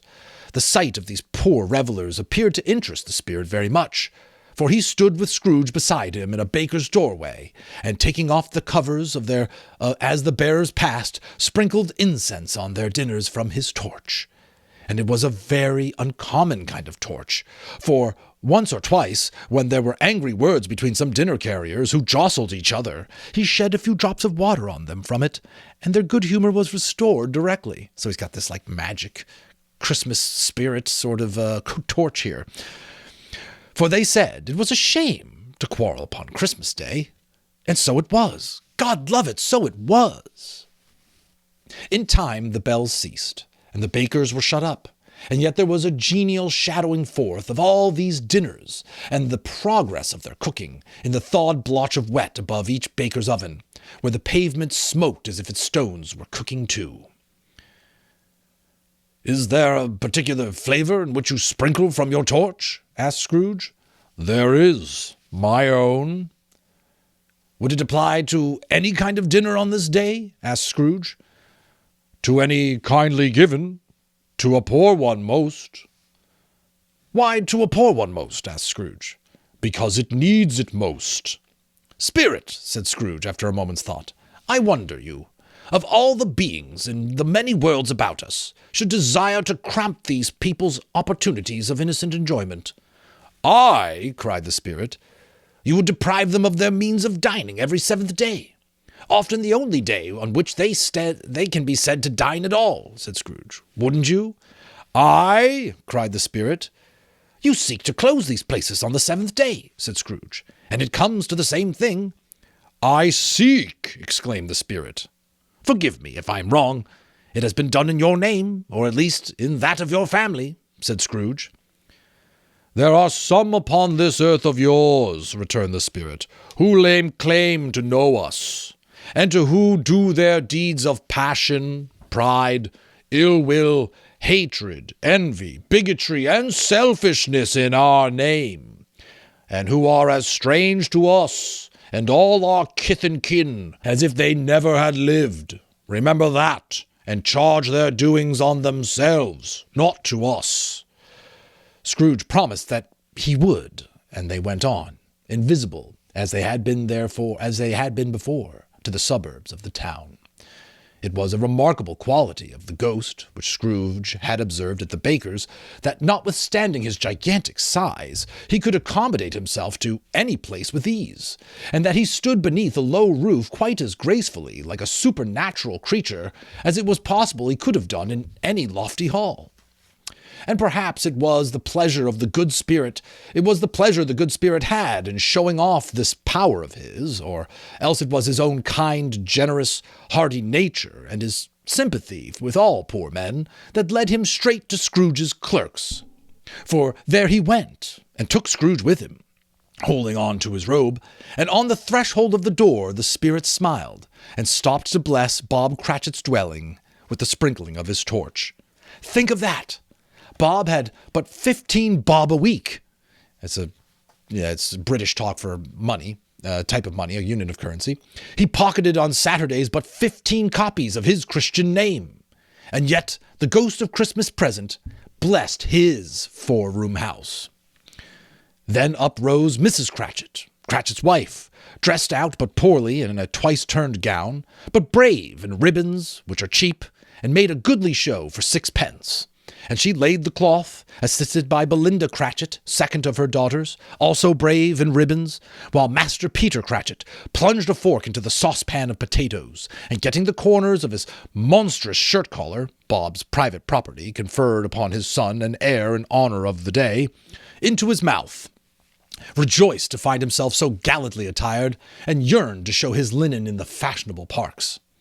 And now 2 smaller Cratchits, boy and girl, came tearing in, screaming that outside the baker's they had smelt the goose and known it for their own, and basking in luxurious thoughts of sage and onion, these young Cratchits danced about the table and exalted Master Peter Cratchit to the skies, while he, not proud, although his callers nearly choked him, blew the fire until the slow potatoes, bubbling up, knocked loudly at the saucepan lid to be let out and peeled.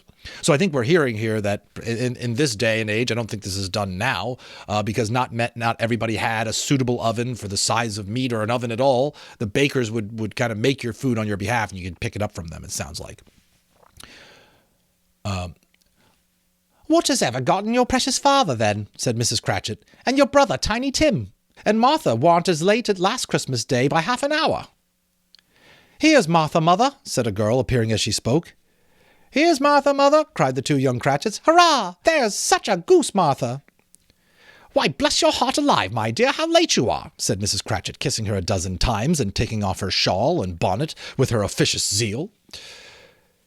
"We'd a deal of work to finish up last night," replied the girl, "and had to clear away this morning, mother." "Well, never mind, so long as you are come," said Mrs. Cratchit. "Sit ye down before the fire, my dear, and have a warm. Lord bless ye." "No, no, there's father coming," cried the 2 young Cratchits who were everywhere at once. "Hide, Martha, hide." So Martha hid herself, and in came little Bob, the father, with at least 3 feet of comforter, exclusive of the fringe, hanging down before him, and his threadbare clothes darned up and brushed to look seasonable, and Tiny Tim upon his shoulder.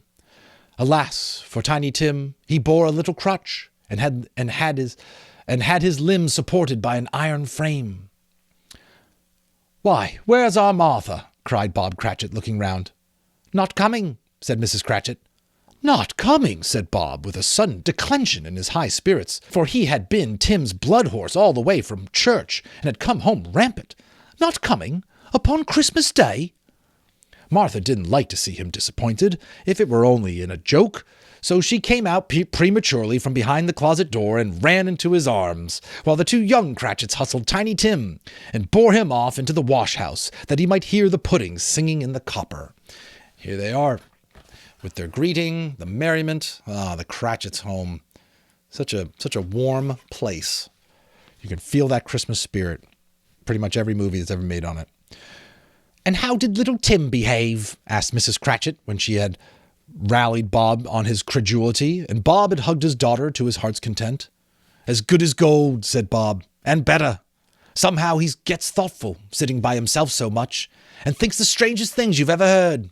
He told me, coming home, that he hoped that the people saw him in the church because he was a cripple, and it might be pleasant to them to remember upon Christmas Day who made lame beggars walk and blind men see." Bob's voice was tremulous when he told them this, and trembled more when he said that Tiny Tim was growing strong and hardy. His active little crutch was heard upon the floor, and back came Tiny Tim before another word was spoken, escorted by his brother and sister to his stool beside the fire, and while Bob, turning up his cuffs, as if, poor fellow, they were capable of being made more shabby, compounded some hot mixture in a jug with gin and lemons, and stirred it round, and put it on the hob to simmer. Master Peter and the 2 ubiquitous young Cratchits went to fetch the goose, with which they soon returned, in high procession. Such a bustle ensued that you might have thought a goose the rarest of all birds, a feathered phenomenon, to which a black swan was a matter of course, and in truth it was something very like it in that house. Mrs. Cratchit made the gravy, ready beforehand in a little saucepan, hissing hot. Master Peter mashed the potatoes with incredible vigor. Miss Belinda sweetened up the applesauce. Martha dusted the hot plates. Bob took Tiny Tim beside him, in a tiny corner at the table. The 2 young Cratchits set chairs for everybody, not forgetting themselves, and, mounting guard upon their posts, crammed spoons into their mouths, lest they should shriek for goose before their turn came to be helped. At last the dishes were set on, and grace was said. It was succeeded by a breathless pause, as Mrs. Cratchit, looking slowly all along the carving knife, prepared to plunge it in the breast.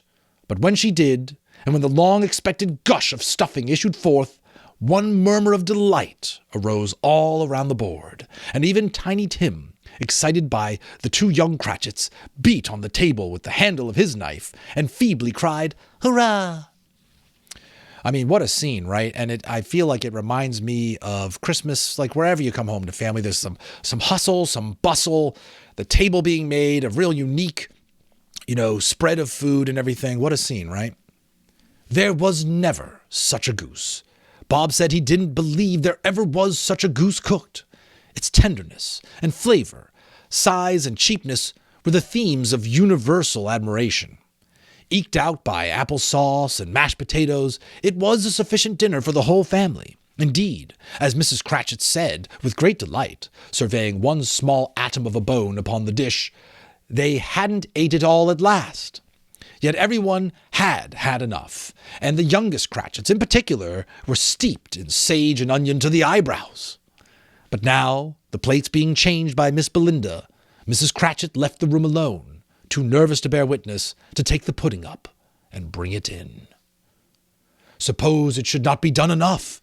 Suppose it should break in turning out. Suppose someone should have got over the wall of the backyard and stolen it, while they were merry with the goose, a superstition at which the two young Cratchits became livid. All sorts of horrors were supposed. Hullo! A great deal of steam. The pudding was out of the copper. A smell like a washing day.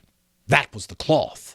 A smell like an eating house and a pastry cook's next door to each other, and a laundress's next door to that. That was the pudding. In half a minute, Mrs. Cratchit entered, flushed but smiling proudly, with the pudding, like a speckled cannonball, so hard and firm, blazing, and half a quartern of ignited brandy, and bedight with Christmas holly stuck on into the top. So pudding, I think, for those of us in the United States, you think of some sweet, mixture you can just eat like that. It's almost somewhat liquidy like. This is a baked sort of deal. We'll hear more about it, I'm sure. Oh, a wonderful pudding. Bob Cratchit said, and calmly too, that he regarded it as the greatest success achieved by Mrs. Cratchit since their marriage. Mrs. Cratchit said that, now that the weight was off her mind, she would confess she had her doubts about the quantity of flour. Everybody had something to say about it, but nobody said or thought it was at all a small pudding for a large family. It would have been a flat heresy to do so. Any Cratchit would have blushed to hint at such a thing. And now we see Arthur Rackham's picture of Mrs. Cratchit, and the pudding is much smaller, I think, than all of us pictured, but it is what the Cratchit family can afford, and they still take great pride in the quality of what they made. At last, the dinner was all done. The cloth was cleared, the hearth swept, and the fire made up. The compound in the jug being tasted and considered perfect, apples and oranges were put upon the table, and a shovel full of chestnuts on the fire. Then all the Cratchit family drew round the hearth, in what Bob Cratchit called a circle, meaning half a one, and at Bob Cratchit's elbow stood the family display of glass, 2 tumblers and a custard cup without a handle. These held the hot stuff from the jug, however, as well as golden goblets would have done, and Bob served it out with beaming looks, while the chestnuts on the fire sputtered and cracked noisily. Then Bob proposed, "A Merry Christmas to us all, my dears. God bless us," which all the family re-echoed. "God bless us, every one," said Tiny Tim, the last of all. He sat very close to his father's side, upon his little stool. Bob held his withered little hand in his, as if he loved the child and wished to keep him by his side, and dreaded that he might be taken from him. "Spirit," said Scrooge, with an interest he had never felt before, "tell me if Tiny Tim will live." "I see a vacant seat," replied the ghost, "in the poor chimney corner, and a crutch without an owner, carefully preserved. If these shadows remain unfaltered by the future, the child will die." "No, no," said Scrooge. "Oh, no, kind spirit, say he will be spared." "If these shadows remain unaltered by the future, none other of my race," returned the ghost, "will find him here. What then? If he be like to die, he had better do it, and decrease the surplus population." Scrooge hung his head to hear his own words quoted by the spirit, and was overcome with penitence and grief.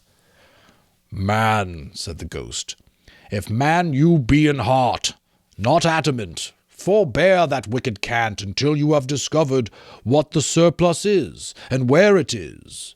Will you decide what men shall live, what men shall die? It may be that, in the sight of heaven, you are more worthless and less fit to live than millions, like this poor man's child. O God, to hear the insect on the leaf pronouncing on the too much life among his hungry brothers in the dust." Scrooge bent before the ghost's rebuke, and trembling cast his eyes upon the ground. But he raised them speedily on hearing his own name. "Mr. Scrooge," said Bob, "I'll give you Mr. Scrooge, the founder of the feast." "The founder of the feast, indeed!" cried Mrs. Cratchit, reddening. "I wish I had him here. I'd give him a piece of my mind to feast upon, and I hope he'd have a good appetite for it." "My dear," said Bob, "the children! Christmas Day!" "It should be Christmas Day, I am sure," said she, "on which one drinks to the health of such an odious, stingy, hard, unfeeling man as Mr. Scrooge. You know he is, Robert. Nobody knows it better than you, poor fellow." "My dear," was Bob's mild answer, "Christmas Day." "I'll drink his health for your sake, and the day's," said Mrs. Cratchit. "Not for his. Long life to him. A Merry Christmas and a Happy New Year. He'll be very merry and very happy, I have no doubt." The children drank the toast after her. It was the first of their proceedings which had no heartiness in it. Tiny Tim drank it last of all, but he didn't care twopence for it. Scrooge was the ogre of the family. The mention of his name cast a dark shadow on the party, which was not dispelled for a full 5 minutes. After it had passed away, they were 10 times merrier than before, from the mere relief of Scrooge the baleful being done with. Bob Cratchit told them how he had a situation in his eye for Master Peter, which would bring in, if obtained, full 5 and 6 pence weekly. The 2 young Cratchits laughed tremendously at the idea of Peter's being a man of business, and Peter himself looked thoughtfully at the fire from between his collars, as if he were deliberating what particular investments he should favor when he came into the receipt of that bewildering income. Martha, who was a poor apprentice at a milliner's, then told them what kind of work she had to do, and many hours she worked at a stretch, and how she meant to lie abed tomorrow morning for a good long rest, tomorrow being a holiday she passed at home. Also, how she had seen a countess and a lord some days before, and how the lord was much about as tall as Peter, at which Peter pulled up his collar so high that you couldn't have seen his head if you had been there. All this time the chestnuts in the jug went round and round, and by the by they had a song about a lost child traveling in the snow from Tiny Tim, who had a plaintive little voice, and sang it very well indeed. There was nothing of high mark in this. They were not a handsome family. They were not well dressed. Their shoes were far from being waterproof. Their clothes were scanty, and Peter might have known, and very likely did, the inside of a pawnbroker's. But they were happy, grateful, pleased with one another, and contented with the time, which is really, I think, all you can ask for, the most important thing you can ask for, to be contented with each other, with the people you're with, and contented with to be pleased with the people you're with and contented with the time. And when they faded, and looked happier yet in the bright sprinkling of the spirit's torch at parting, Scrooge had his eye upon them, and especially on Tiny Tim, until the last. By this time it was getting dark, and snowing pretty heavily, and as Scrooge and the spirit went along the streets, the brightness of the roaring fires and kitchens, parlors, and all sorts of rooms was wonderful. Here the flickering of the blaze showed preparations for a cozy dinner, with hot plates baking through and through before the fire, and deep red curtains ready to be drawn to shut out the cold and darkness. There, all the children of the house were running out into the snow to meet their married sisters, brothers, cousins, uncles, aunts, and to be the first to greet them. "Faithful friends who are dear to us, gather near to us once more." Here, again, were shadows on the window blinds of guests assembling, and there a group of handsome girls, all hooded and fur-booted, and all chattering at once, tripped lightly off to some near neighbor's house, where, woe upon the single man who saw them enter, artful wishes, well they knew it, in a glow.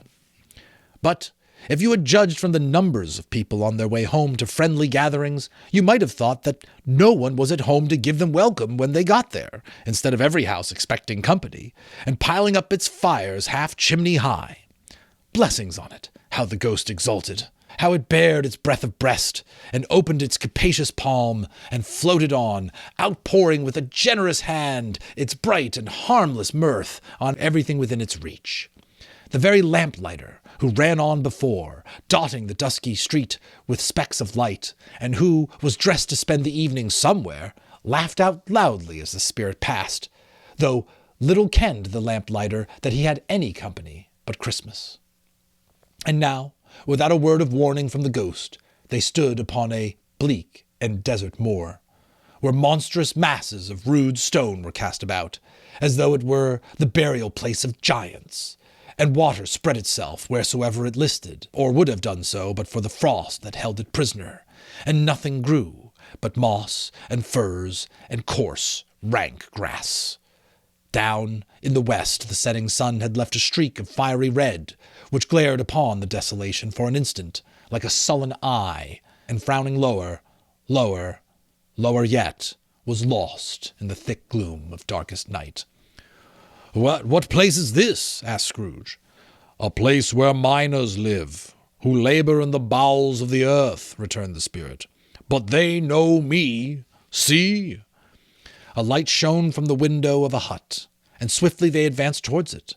Passing through the wall of mud and stone, they found a cheerful company assembled around a glowing fire. An old, old man and a woman, with their children and their children's children, and another generation beyond that, all decked out gaily in their holiday attire. The old man, in a voice that seldom rose above the howling of the wind upon the barren waste, was singing them a Christmas song. It had been a very old song when he was a boy, and from time to time they all joined in the chorus.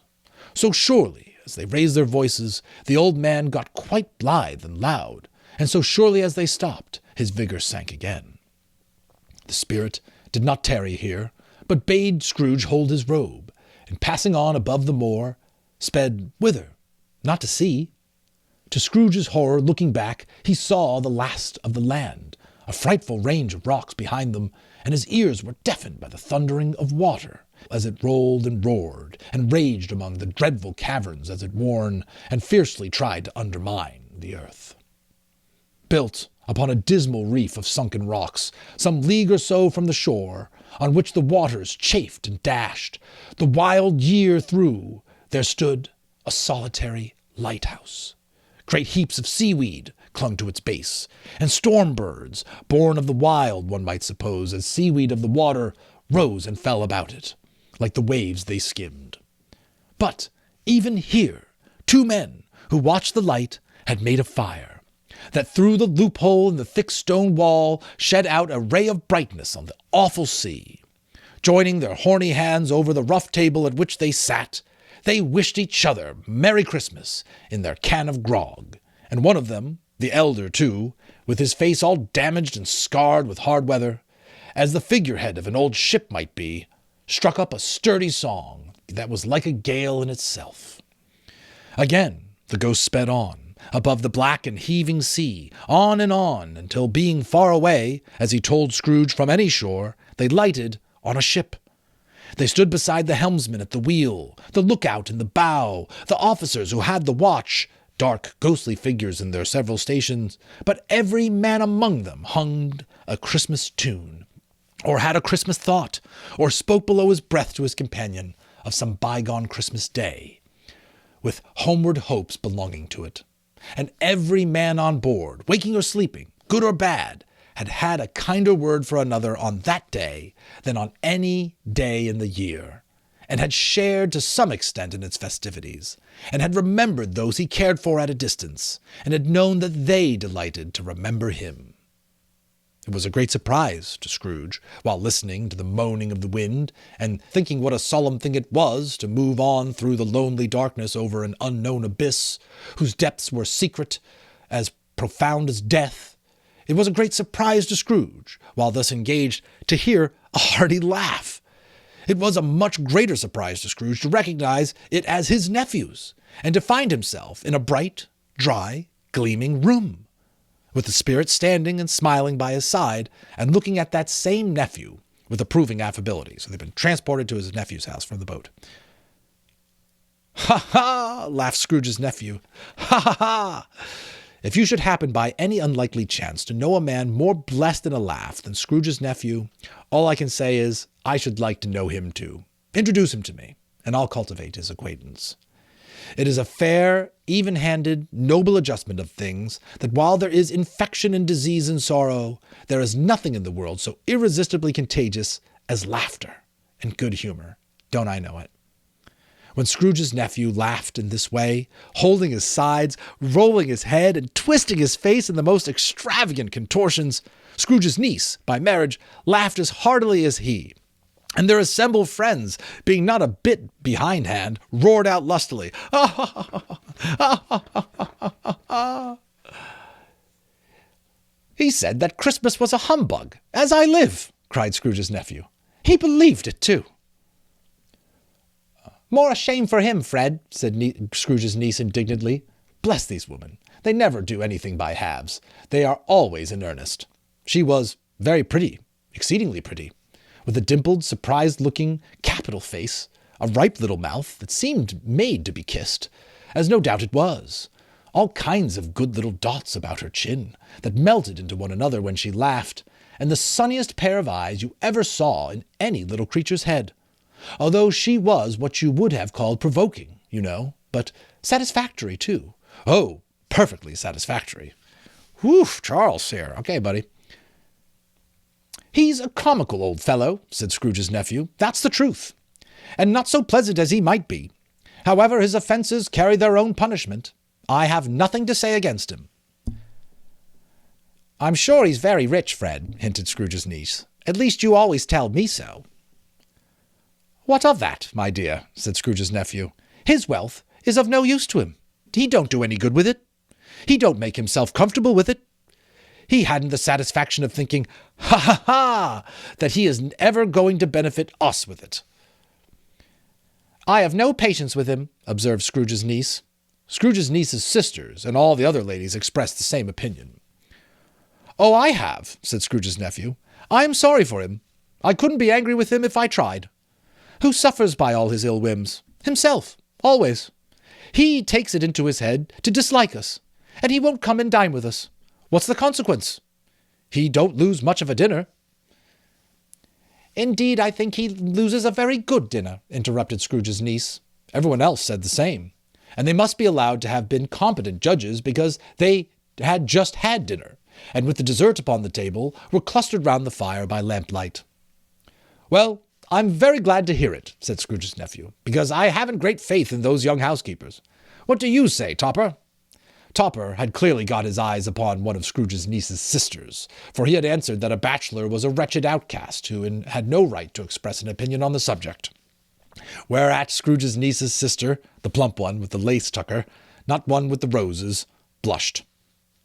"Do go on, Fred," said Scrooge's niece, clapping her hands.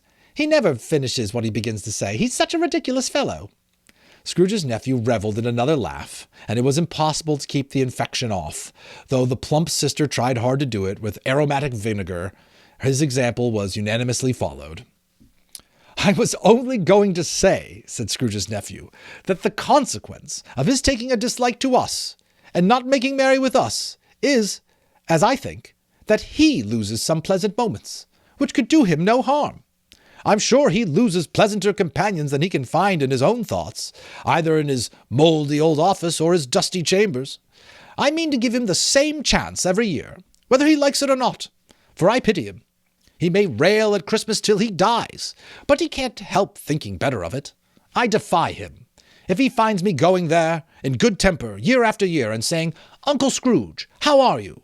If it only puts him in the vein to leave his poor clerk £50, that's something. And I think I shook him yesterday."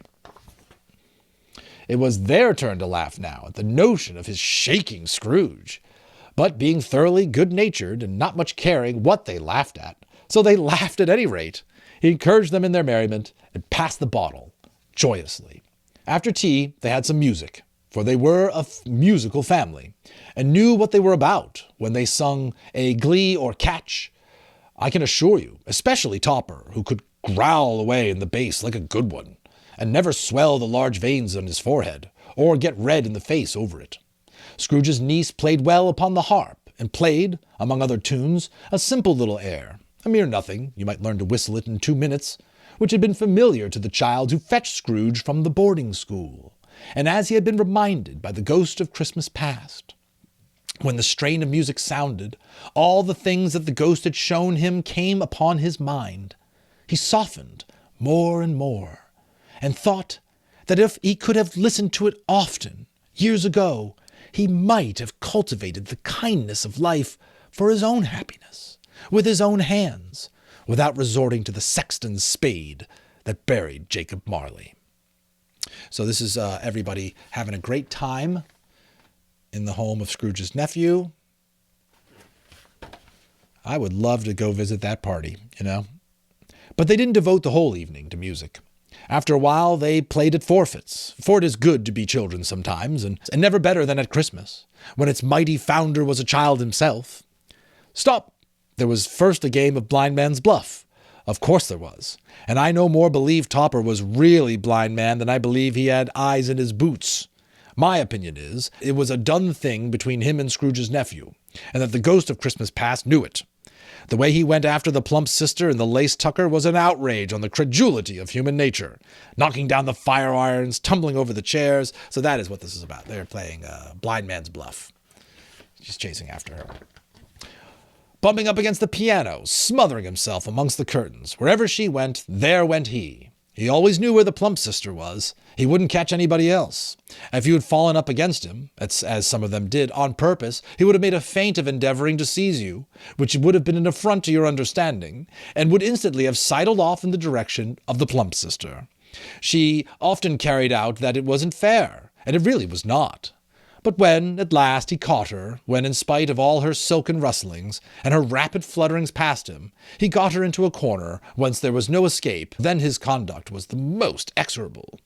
For his pretending not to know her, his pretending that it was necessary to touch her headdress, and further to assure himself of her identity by presenting a certain ring upon her finger, and a certain chain about her neck, was vile, monstrous. No doubt she told him her opinion of it when, another blind man being in office, they were so very confidential together between the curtains. Scrooge's niece was not one of the blind man's buff party, but was made comfortable with a large chair and a footstool in a snug corner where the ghost and Scrooge were close behind her. But she joined in the forfeits and loved her love to admiration with all the letters of the alphabet. Likewise, at the game of how, when, and where, she was very great, and to the secret joy of Scrooge's nephew, beat her sisters hollow. Though they were sharp girls too, as Topper could have told you. There might have been 20 people there, young and old, but they all played, and so did Scrooge, for, wholly forgetting, in the interest he had in what was going on, that his voice made no sound in their ears. He sometimes came out with his guess quite loud, so I think how, when, and where is charades, if you will. It's another word for charades. He sometimes came out with his guess quite loud, and very often guessed right, too. For the sharpest needle, best Whitechapel, warranted not to cut in the eye, was not sharper than Scrooge, blunt as he took it in his head to be. The ghost was greatly pleased to find him in this mood, and looked upon him with such favour that he begged like a boy to be allowed to stay until the guests departed. But this, the spirit said, could not be done. "Here is a new game," said Scrooge. "1 half-hour, spirit, only one." It was a game called Yes and No, where Scrooge's nephew had to think of something, and the rest must find out what, he only answering to their questions yes or no, as the case was. The brisk fire of questioning to which he was exposed elicited from him that he was thinking of an animal, a live animal, a rather disagreeable animal, a savage animal, an animal that growled and grunted sometimes, and talked sometimes, and lived in London, and walked about the streets, and wasn't made a show of, and wasn't led by anybody, and didn't live in a menagerie, and was never killed in a market, and was not a horse, or an ass, or a cow, or a bull, or a tiger, or a dog, or a pig, or a cat, or a bear. At every fresh question that was put to him, this nephew burst into a fresh roar of laughter, and was so inexpressibly tickled that he was obliged to get up off the sofa and stamp. At last, the plump sister, falling into a similar state, cried out, "I have found it! I have found it out! I know what it is, Fred! I know what it is!" "What is it?" cried Fred. "It's your Uncle Scrooge!" Which it certainly was. Admiration was the universal sentiment, though some objected that the reply to "Is it a bear?" ought to have been yes. inasmuch as the answer in the negative was sufficient to have diverted their thoughts from Mr. Scrooge, supposing they had ever had any tendency that way. "He has given us plenty of merriment, I am sure," said Fred, "and it would be ungrateful not to drink his health. Here's a glass of mulled wine, ready to our hand at the moment, and I say, Uncle Scrooge." "Well, Uncle Scrooge," they cried. "A Merry Christmas and a Happy New Year to the old man, wherever he is," said Scrooge's nephew. "He wouldn't take it from me, but he may have it nevertheless. Uncle Scrooge."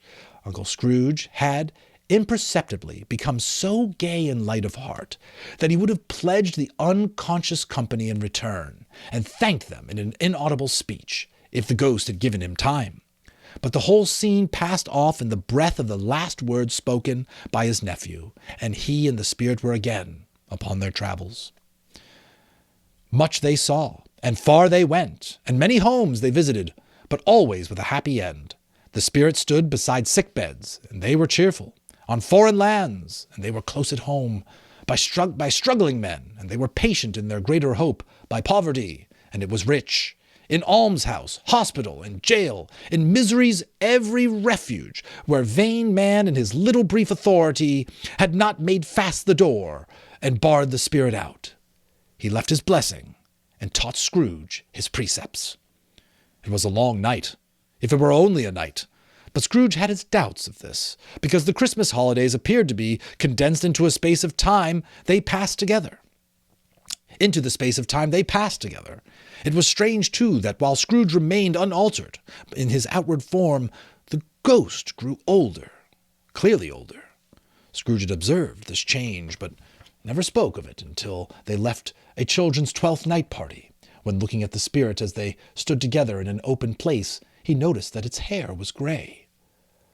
"Are spirits' lives so short?" asked Scrooge. "My life upon this globe is very brief," replied the ghost. "It ends tonight."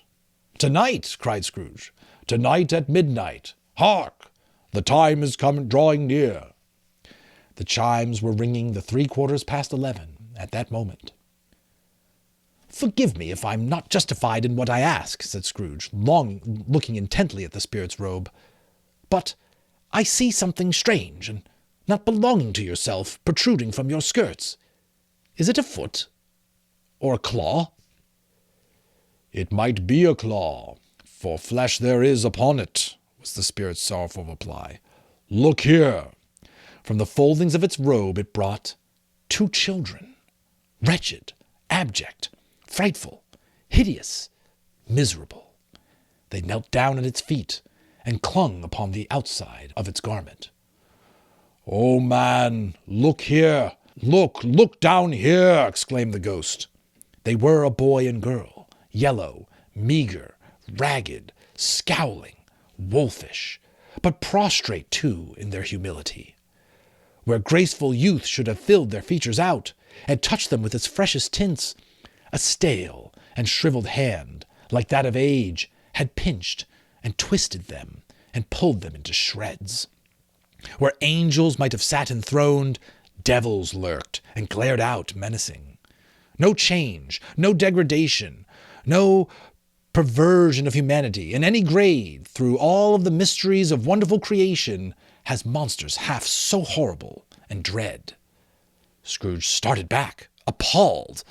Having them shown to him in this way, he tried to say they were fine children, but the words choked themselves rather than be parties to a lie of such enormous magnitude. "Spirit, are they yours?" Scrooge could say no more. "They are man's," said the spirit, looking down upon him, "and they cling to me, appealing from their fathers. This boy is ignorance. This girl is want. Beware them both, and all of their degree, but most of all beware this boy. For on his brow I see that written which is doom, unless the writing be erase. Deny it," cried the spirit, stretching out his hands towards the city. "Slander those who tell it ye. Omit it for your factious purposes, and make it worse, and bide the end." "Have they no refuge or resource?" cried Scrooge. Are there no prisons? Said the spirit, turning on him for the last time with his own words. Are there no workhouses? The bell struck 12. Scrooge looked about him for the ghost, and saw it not.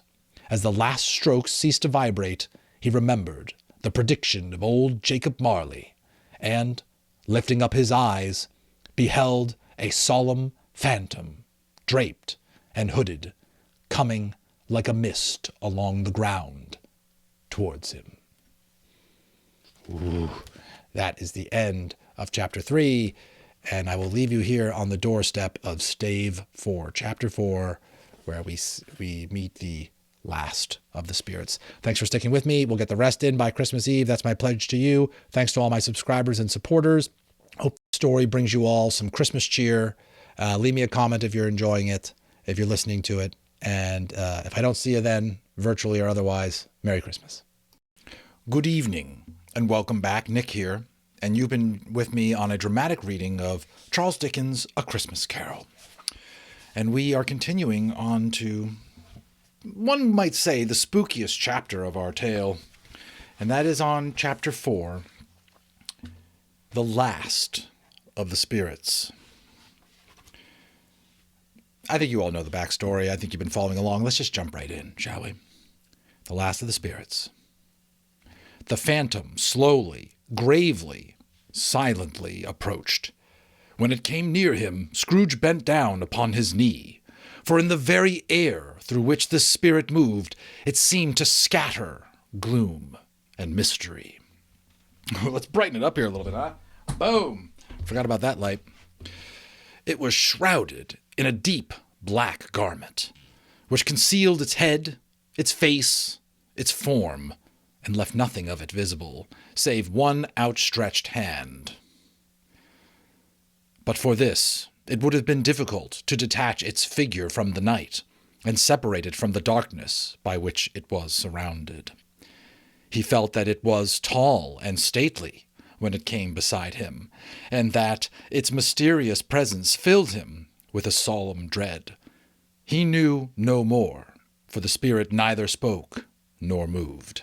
And here is an image they have on this page to give you a sense of that dark, foreboding phantom. I am in the presence of the ghost of Christmas yet to come, said Scrooge. The spirit answered not, but pointed onward with its hand. You are about to show me shadows of the things that have not happened, but will happen in the time before us, Scrooge pursued. Is that so, spirit? The upper portion of the garment was contracted for an instant in its fold, as if the spirit inclined its head. That was the only answer he received. Although well used to ghostly company by this time, Scrooge feared the silent shape so much that his legs trembled beneath him. Ooh. And he found that he could hardly stand when he prepared to follow it. The spirit paused a moment, as observing his condition and giving him time to recover. But Scrooge was all the worse for this. It thrilled him with a vague, uncertain horror to know that, behind the dusky shroud, there were ghostly eyes intently fixed upon him, and while he, though he stretched his own to the utmost, could see nothing but a spectral hand and one great heap of black. "Ghost of the future," he exclaimed, "I fear you more than any spectre I have seen. But I know your purpose is to do me good, and as I hope to live to be another man from what I was, I'm prepared to bear your company, and I do it with a thankful heart. Will you not speak to me?"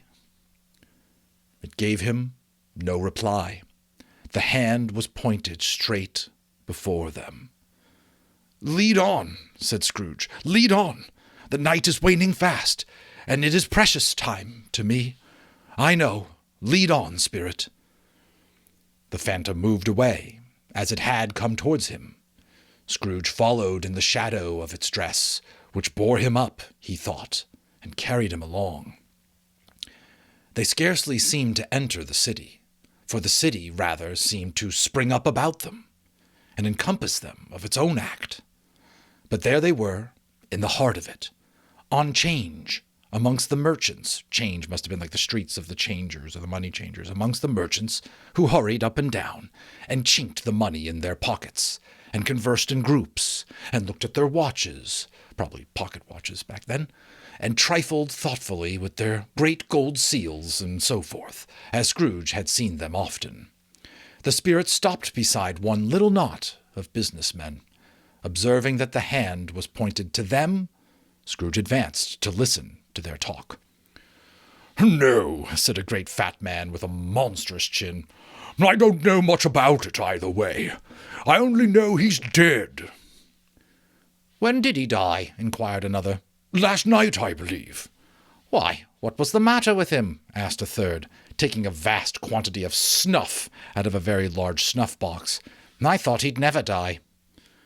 "God knows," said the first with a yawn. "What has he done with his money?" asked a red-faced gentleman, with a pendulous excrescence at the end of his nose that shook like the gills of a turkey-cock. "I haven't heard," said the man with the large chin, yawning again. "Left it to his company, perhaps. He hasn't left it to me. That's all I know." The pleasantry was received with a general laugh. "It's likely to be a very cheap funeral," said the same speaker, "for upon my life I don't know anybody to go to it. Suppose we make up a party and volunteer?" "I don't mind going, if lunch is provided," observed the gentleman with the excrescence on his nose. "But I must be fed if I make one." Another laugh. "Well, I'm the most disinterested among you, after all," said the first speaker, "for I never wear black gloves, and I never eat lunch. But I'll offer to go, if anybody else will. When I come to think of it, I'm not at all sure that I wasn't his most particular friend, for we used to stop and speak whenever we met. Bye-bye." Speakers and listeners strolled away and mixed with other groups. Scrooge knew the men and looked towards the spirit for an explanation. The phantom glided on into a street. Its finger pointed to two persons meeting. Scrooge listened again, thinking that the explanation might lie here. He knew these men also perfectly. They were men of business, very wealthy, of great importance. He had made a point always of standing well in their esteem in a business point of view, that is, strictly in a business point of view. "How are you?" said one. "How are you?" returned the other. "Well," said the first, "Old Scratch has got his own at last, hey?" "So I'm told," returned the second. "Cold, isn't it?" "Seasonable for Christmas time. You're not a skater, I suppose?" "No. Something else to think of. Good morning."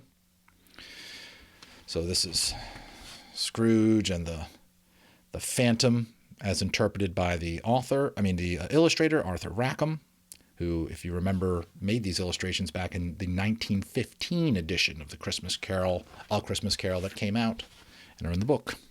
And those are the two gentlemen. So Scrooge is seeing they could care less that he died. That's what he's getting a sense of. Some people are happy. Some people would rather just change the subject and not think about him at all. Not another word.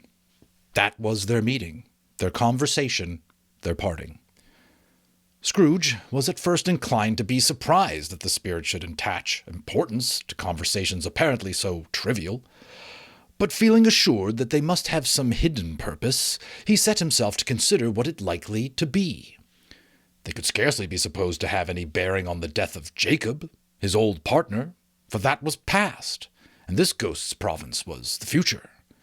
Nor could he think of any one immediately connected with himself to whom he could apply them. But nothing doubting that, to whomever they applied, they had some latent moral for his own improvement. He resolved to treasure up every word he heard and everything he saw. I love that phrase, treasure up, like really take in and hold on to. It's a great phrase, kind of lost to time. And everything he saw, and especially to observe the shadow of himself when it appeared. See, he thinks I'm probably walking around in this future, right? I'm alive. People wouldn't just speak so trivially about me and my passing, right? Wrong-o, Scrooge. You'll see. For he had an expectation that the conduct of his future self would give him the clue he missed, and would render the solution to these riddles easy. He looked about in that very place for his own image, but another man stood in his accustomed corner, and though the clock pointed to his usual time of day for being there, he saw no likeness of himself among the multitudes that poured in through the porch.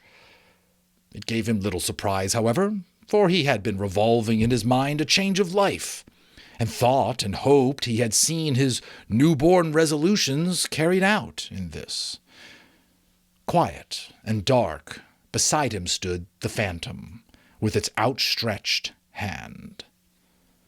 When he roused himself from his thoughtful quest, he fancied, from the turn of the hand, and its situation in reference to himself, that the unseen eyes were looking at him keenly. It made him shudder and feel very cold. They left the busy scene and went into an obscure part of the town, where Scrooge had never penetrated before, although he recognized its situation and its bad repute. The ways were foul and narrow, the shops and houses wretched, the people half naked, drunken, slipshod, ugly. Alleys and archways, like so many cesspools, disgorged their offenses of smell and dirt and life upon the straggling streets, and the whole quarter reeked with crime, with filth, with misery. Far in this den of infamous resort, there was a low-browed, beetling shop below a penthouse roof, where iron, old rags, bottles, bones, and greasy offal were bought. Upon the floor within were piled up heaps of rusty keys, nails, chains, hinges, files, scales, weights, and refuse iron of all kinds.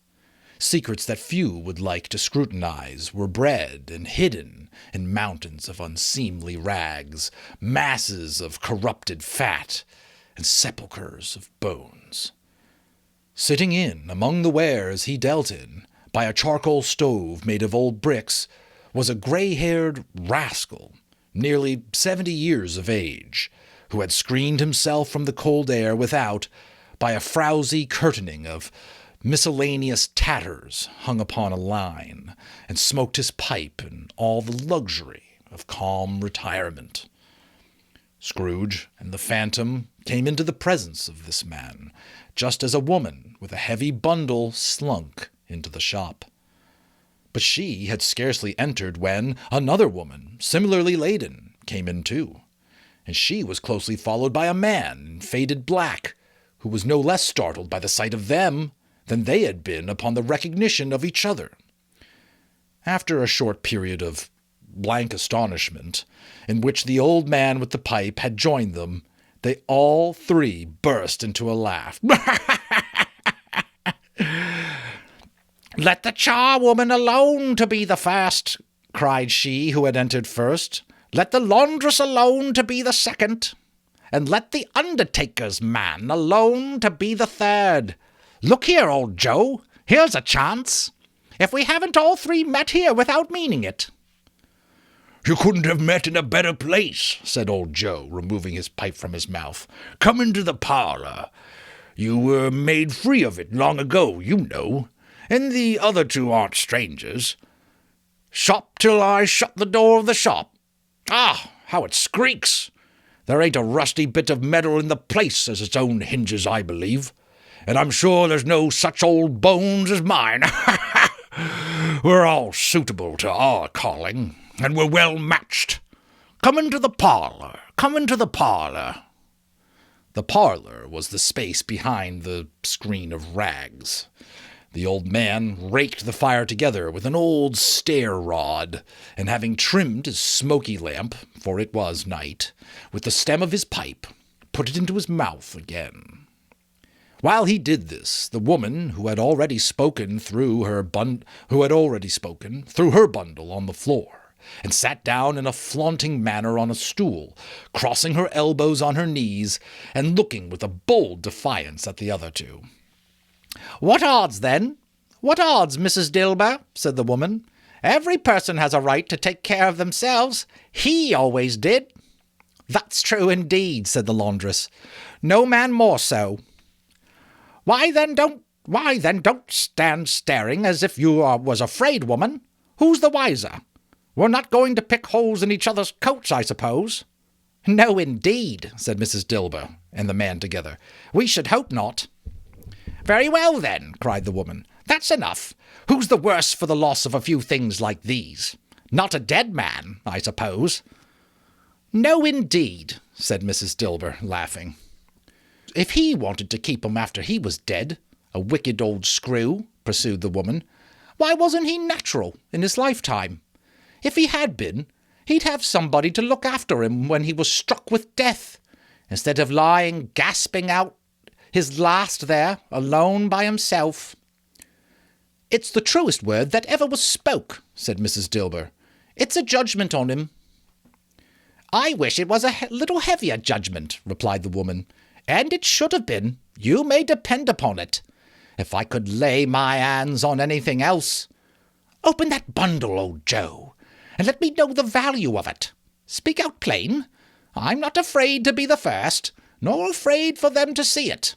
We know pretty well that we were helping ourselves before we met here, I believe. It's no sin.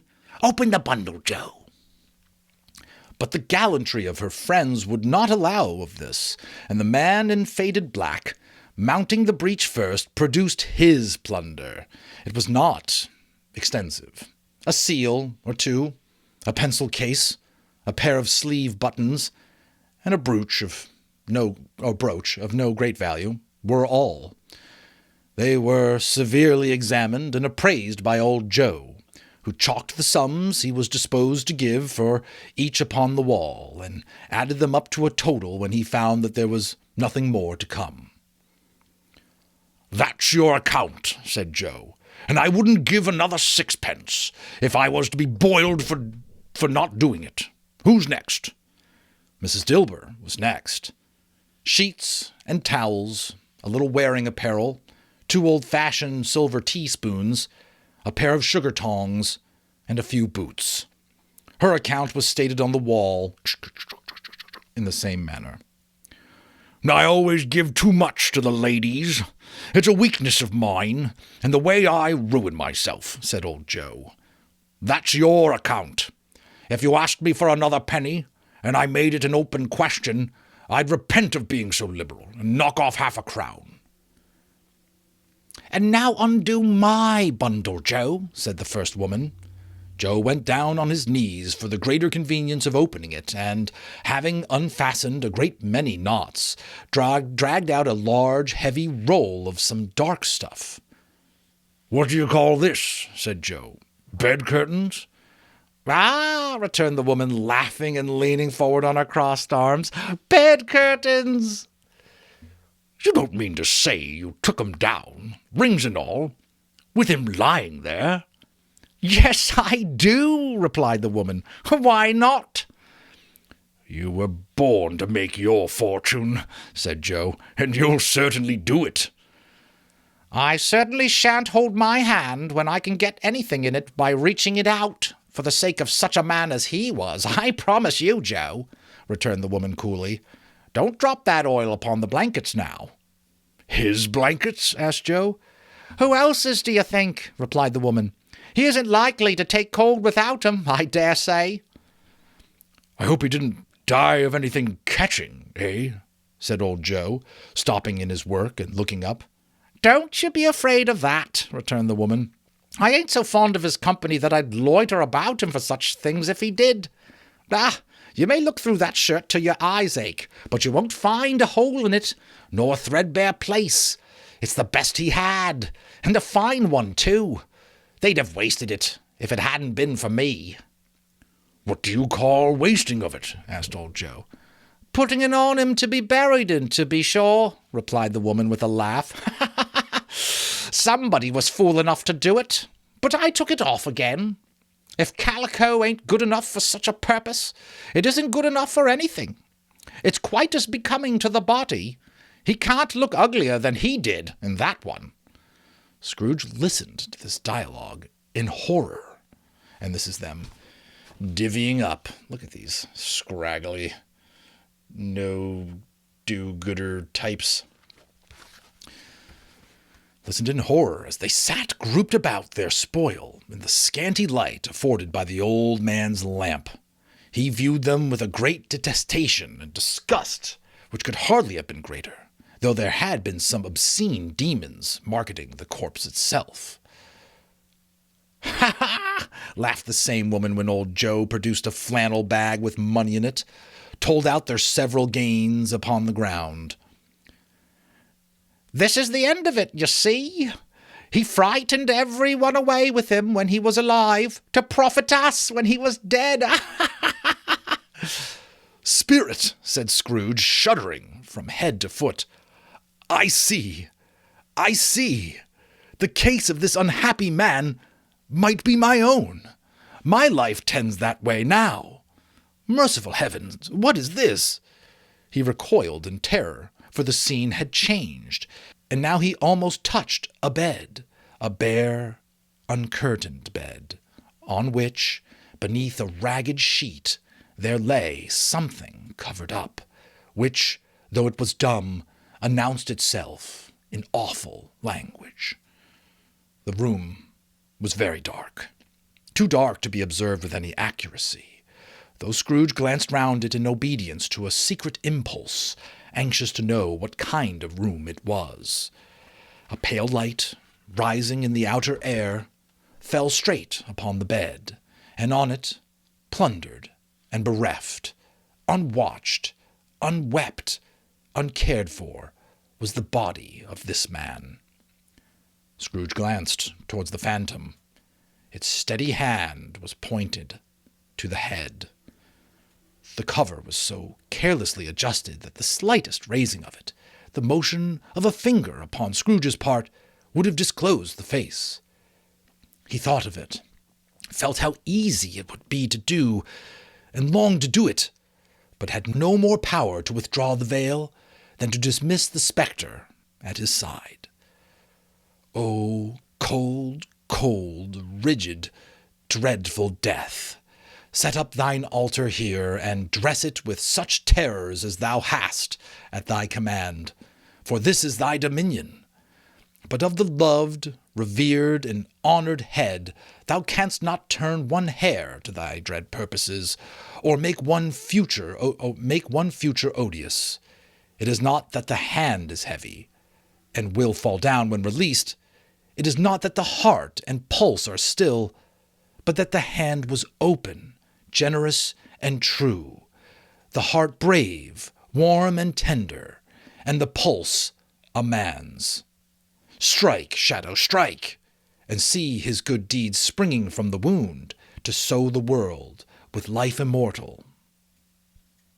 No voice pronounced these words in Scrooge's ears, and yet he heard them when he looked upon the bed. He thought, if this man could be raised up now, what would be his foremost thoughts? Avarice, hard dealing, griping cares? They had brought him to a rich end, truly. He lay in the dark, empty house, with not a man, a woman, or a child to say that he was kind to me in this or that, or for the memory of one kind word, I will be kind to him. A cat was tearing at the door, and there was the sound of gnawing rats beneath the hearthstone. What they wanted in the room of death, and why they were so restless and disturbed, Scrooge did not dare to think.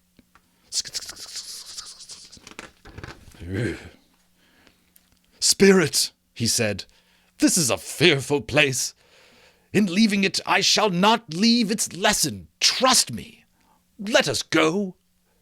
Still, the ghost pointed with an unmoving finger to the head. "I understand you," Scrooge returned, "and I would do it if I could. But I have not the power, Spirit. I have not the power." Again, it seemed to look upon him. "If there is any person in the town who feels emotion caused by this man's death," said Scrooge, quite agonized, "show that person to me, Spirit, I beseech you." The phantom spread its dark robe before him for a moment, like a wing, and, withdrawing it, revealed a room by daylight where a mother and her children were. She was expecting someone, and with anxious eagerness, for she walked up and down the room, started at every sound, looked out from the window, glanced at the clock, tried, but in vain, to work with her needle, and could hardly bear the voices of her children in their play. At length, the long-expected knock was heard. She hurried to the door and met her husband, a man whose face was careworn and depressed, though he was young. There was a remarkable expression in it now, a kind of serious delight of which he felt ashamed, of which he struggled to repress. He sat down to the dinner that had been hoarding for him by the fire, and when she asked him faintly what news, which was not until after a long silence, he appeared embarrassed how to answer. "Is it good," she said, "or bad?" to help him. "Bad," he answered. "We are quite ruined?" "No, there is hope yet, Caroline." "If he relents," she says, amazed. "There is. Nothing is past hope, if such a miracle has happened." "He's past relenting," said her husband. "He is dead." There was a mild and patient creature in her face. She was a mild and patient creature, if her face spoke truth, but she was thankful in her soul to hear it, and she said so, with clasped hands. She prayed forgiveness the next moment and was sorry, but the first was the emotion of her heart. So they're happy that this person, Scrooge, right, we know this, is dead. They're like relieved, right? "What the half-drunken woman whom I told you of last night said to me when I tried to see him and obtain a week's delay, and what I thought was a mere excuse to avoid me, turns out to have been quite true. He was not only very ill, but dying then." "To whom will our debt be transferred?" "I don't know. But before that time, we shall be ready with the money, and even though we were not, it would be bad fortune indeed to find so merciless a creditor in his successor. We may sleep tonight with light hearts, Caroline." Yes, soften it as they would, their hearts were lighter. The children's faces, hushed and clustered round to hear what they so little understood, were brighter, and it was a happier house for this man's death. The only emotion that the ghost could show him, caused by the event, was one of pleasure. "Let me see some tenderness connected with the death," said Scrooge, "or that dark chamber, Spirit, which we left just now, will be forever present to me." The ghost conducted him through several streets familiar to his feet, and as they went along, Scrooge looked here and there to find himself, but nowhere was he to be seen. They entered poor Bob Cratchit's house, the dwelling he had visited before, and found the mother and the children seated round the fire. Quiet, very quiet. The noisy little Cratchits were as still as statues in one corner, looking up at Peter, who had a book before him. The mother and her daughters were engaged in sewing, but surely they were very quiet. "And he took a child, and set him in the midst of them." Where had Scrooge heard these words? He had not dreamed them. The boy must have read them out as he and the spirit crossed the threshold. Why did he not go on? The mother laid her work upon the table and put her hands upon her face. "The color hurts my eyes," she said. "Ah, poor Tiny Tim." "They're better now, again," said Cratchit's wife. "It makes them weak by candlelight, and I wouldn't show weak eyes to your father when he comes home for the world. It must be near his time." "Past it, rather," Peter answered, shutting up his book. "But I think he has walked a little slower than he used to, these few last evenings, Mother." They were quiet again. At last she said, in a steady, cheerful voice that only faltered once, I've known him to walk with Tiny Tim upon his shoulder very fast indeed."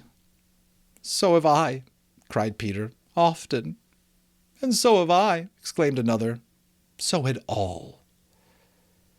"He was very light to carry," she resumed, intent upon her work, "and his father loved him so, that it was no trouble. And there is your father at the door." She hurried out to meet him, and little Bob and his comforter, he had no need of it, poor fellow, came in. His tea was ready for him on the hob, and they all tried who should help him to it most. Then the two young Cratchits got upon his knees and laid, each child, a little cheek against his face, as if they said, "Don't mind it, father. Don't be grieved." Bob was very cheerful with them, and spoke pleasantly to all the family. He looked at the work upon the table and praised the industry and speed of Mrs. Cratchit and the girls. They would be done long before Sunday, he said. "Sunday? You went today, then, Robert?" said his wife. "Yes, my dear," returned Bob. "I wish you could have gone. It would have done you good to see how green a place it is. But you'll see it often. I promised him that I would walk there on a Sunday." "My little child," cried Bob. "My little child." He broke down all at once. He couldn't help it. If he could have helped it, he and his child would have been farther apart, perhaps, than they were. He left the room and went upstairs into the room above, which was lighted cheerfully and hung with Christmas. There was a chair set close beside the child, and there were signs of someone having been there lately. Poor Bob sat down in it, and when he thought a little and composed himself, he kissed the little face. He was reconciled to what had happened, and went down again, quite happy. They drew about the fire and talked, the girls and mother working still. Bob told them of the extraordinary kindness of Mr. Scrooge's nephew, whom he had scarcely seen but once, and who, meeting them in the street that day, and seeing that he looked just a little down, you know, said Bob, inquired what had happened to distress him.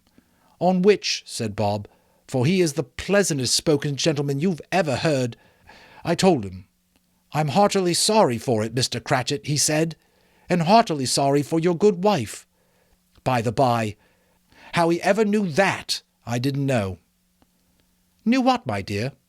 "Why, that you were a good wife," replied Bob. "Everybody knows that," said Peter. "Very well observed, my boy," cried Bob. "I hope they do." "Heartily sorry," he said, "for your good wife.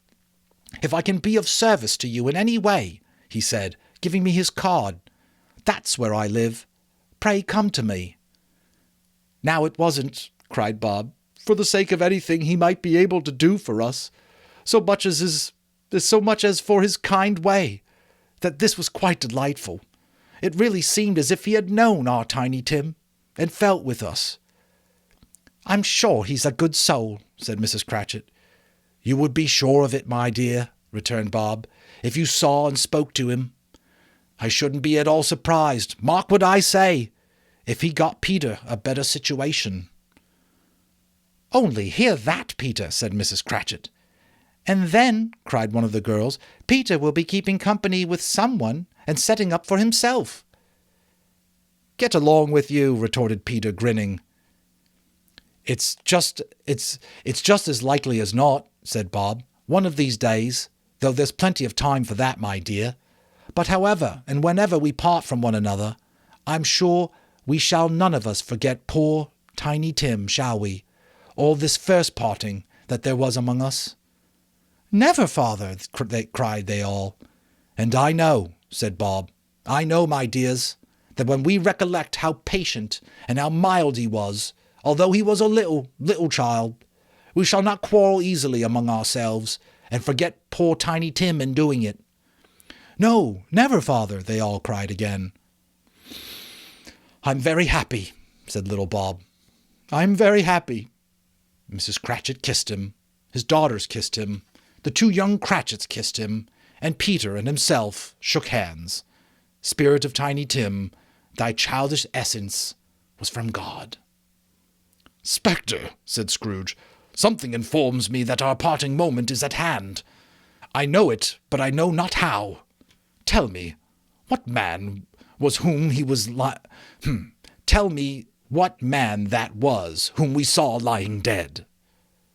The ghost of Christmas yet to come conveyed him, as before, through a different time, he thought. Indeed, there seemed no order in these latter visions, save that they were in the future, into the resorts of business men, but showed him not himself. Indeed, the spirit did not stay for anything, but went straight on, as to the end just now desired, until besought by Scrooge to tarry for a moment. "This court," said Scrooge, "through which we hurry now, is where my place of occupation is, has been for a length of time. I see the house. Let me behold what I shall be in days to come." The spirit stopped. The hand was pointed elsewhere. "The house is yonder," Scrooge exclaimed. "Why do you point away?" The inexorable finger underwent no change. Scrooge hastened to the window of his office and looked in. It was an office still, but not his.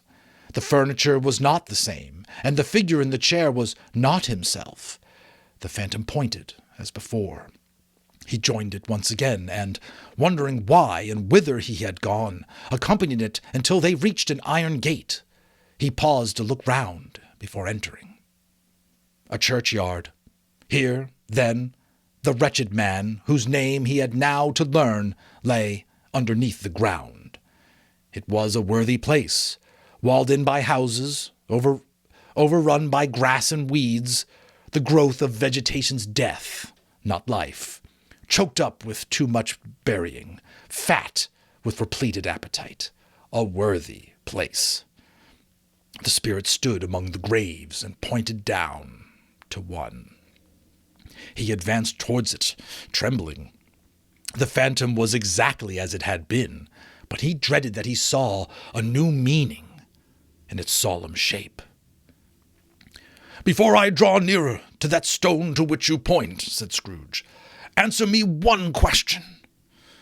Are these the shadows of things that will be, or are they the shadows of things that may be only?" Still the ghost pointed downward to the grave by which it stood.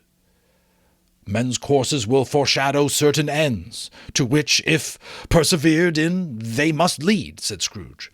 "But if the courses be departed from, the ends will change. Say it is thus with what you show me." The spirit was immovable as ever. Scrooge crept towards it, trembling as he went, and following the finger, read upon the stone of the neglected grave his own name, Ebenezer Scrooge. "Am I that man who lay upon the bed?" he cried upon his knees. The finger pointed from the grave to him, and back again. "No, spirit, no, no, no!" The finger was still there. "Spirit," he cried, tight clutching at its robe, "hear me! I'm not the man I was. I will not be the man I must have been but for this intercourse. Why show me this, if I am past all hope?" For the first time the hand appeared to shake. "Good spirit," he pursued, as down upon the ground he fell before it, "your nature intercedes for me, and pities me. Assure me that I yet may change these shadows you have shown me by an altered life." The kind hand trembled. "I will honor Christmas in my heart, and try to keep it all the year. I will live in the past, the present, and the future. The spirits of all three shall strive within me. I will not shut out the lessons that they teach. Oh, tell me that I may sponge away the writing on this stone." In his agony, he caught the spectral hand. It sought to free itself, but he was strong in his entreaty and detained it. The spirit, stronger yet, repulsed him. Holding up his hands in a last prayer to have his fate reversed, he saw an alteration in the phantom's hood and dress. It shrunk, collapsed, and dwindled down into a bedpost. Thanks for reading along with me so far. Let's wrap it up strong with the Christmas Carol. See you soon. Hello and welcome back. Happy holidays, readers. We are entering the final section of Charles Dickens' A Christmas Carol, a timeless classic. And let us jump right in. Scrooge has seen the ghost of Christmas future. Seems like he may have learned a lesson, feared that he was about to die, and then realized he woke up abruptly inside his own bedroom in his own bed. And is he changed for the better? Let's find out as we read this final section, Stave 5, aka Chapter 5, the end of it. Yes, and the bedpost was his own. The bed was his own. The room was his own. Best and happiest of all, the time before him was his own, to make amends in. "I will live in the past, the present, and the future," Scrooge repeated as he scrambled out of bed. "The spirits of all three shall strive within me. Oh, Jacob Marley, heaven and the Christmas time be praised for this. I say it on my knees, old Jacob, on my knees." He was so fluttered and so glowing with his good intentions that his broken voice would scarcely answer to his call. He had been sobbing violently in his conflict with the spirit, and his face was wet with tears. And there was a picture here, I don't know if you caught it, of some sort of a dragon kind of in the flames here. I'm not sure what that's about, but let's read on. "They are not torn down," cried Scrooge, folding one of his bed curtains in his arms. "They're not torn down, rings and all. They are here. I am here. The shadow of the things that would have been may be dispelled. They will be. I know they will." His hands were busy with his garments all this time, turning them inside out, putting them on upside down, tearing them, mislaying them, making them parties to every kind of extravagance. "I don't know what to do," cried Scrooge, laughing and crying in the same breath and making a perfect Laocoon of himself with his stockings. Laocoon. Don't know what it is. "I am light as a feather. I'm happy as an angel. I'm as merry as a schoolboy. I'm as giddy as a drunken man. A Merry Christmas to everybody. A Happy New Year to all the world. Hello there. Whoop! Hello!" He had frisked into the sitting room and was now standing there, perfectly winded. "There's the saucepan that the gruel was in," cried Scrooge, starting off again and going round the fireplace. "There's the door by which the ghost of Jacob Marley entered. There's the corner where the ghost of Christmas present sat. There's the window where I saw the wandering spirits. It's all right. It's all true. It all happened. Ha ha ha!" Really, for a man who had been out of practice for so many years, it was a splendid laugh, a most illustrious laugh, the father of a long, long line of brilliant laughs. "I don't know what day of the month it is," said Scrooge. "I don't know how long I've been among the spirits. I don't know anything. I'm quite a baby. Never mind. I don't care. I'd rather be a baby. Hello! Whoop! Hello here!" He was checked in his transports by the churches, ringing out the lustiest peals he had ever heard. Ding long, ling long, ling long, ling long. Clash, clang, hammer, ding dong, bell, bell dong ding, hammer, clang, clash. Oh, glorious, glorious! Running to the window, he opened it and put out his head. No fog, no mist, clear, bright, jovial, stirring, cold, cold, piping for the blood to dance to, golden sunlight, heavenly sky, fresh, sweet air, merry bells. Oh, glorious, glorious. "What's today?" cried Scrooge, calling downward to a boy in Sunday clothes, who perhaps had loitered in to look about him. "Eh?" returned the boy, with all his might of wonder. "What's today, my fine fellow?" said Scrooge. "Today?" replied the boy. "Why, Christmas Day." "It's Christmas Day," said Scrooge to himself. "I haven't missed it. The spirits have done it all in one night. They can do anything they like. Of course they can. Of course they can.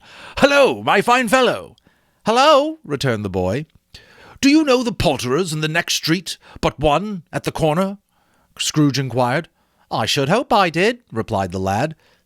"An intelligent boy," said Scrooge. "A remarkable boy. Do you know whether they've sold the prize turkey that was hanging up there? Not the little prize turkey, the big one." "What? The one as big as me?" returned the boy. "What a delightful boy," said Scrooge. "It's a pleasure to talk to him. Yes, my buck." "It's hanging there now," replied the boy. "It is," said Scrooge. "Go and buy it." "Walker!" exclaimed the boy. "No, no," said Scrooge. "I am in earnest. Go and buy it, and tell him to bring it here, that I may give them directions where to take it. Come back with the man, and I'll give you a shilling. Come back with him in less than 5 minutes, and I'll give you half a crown."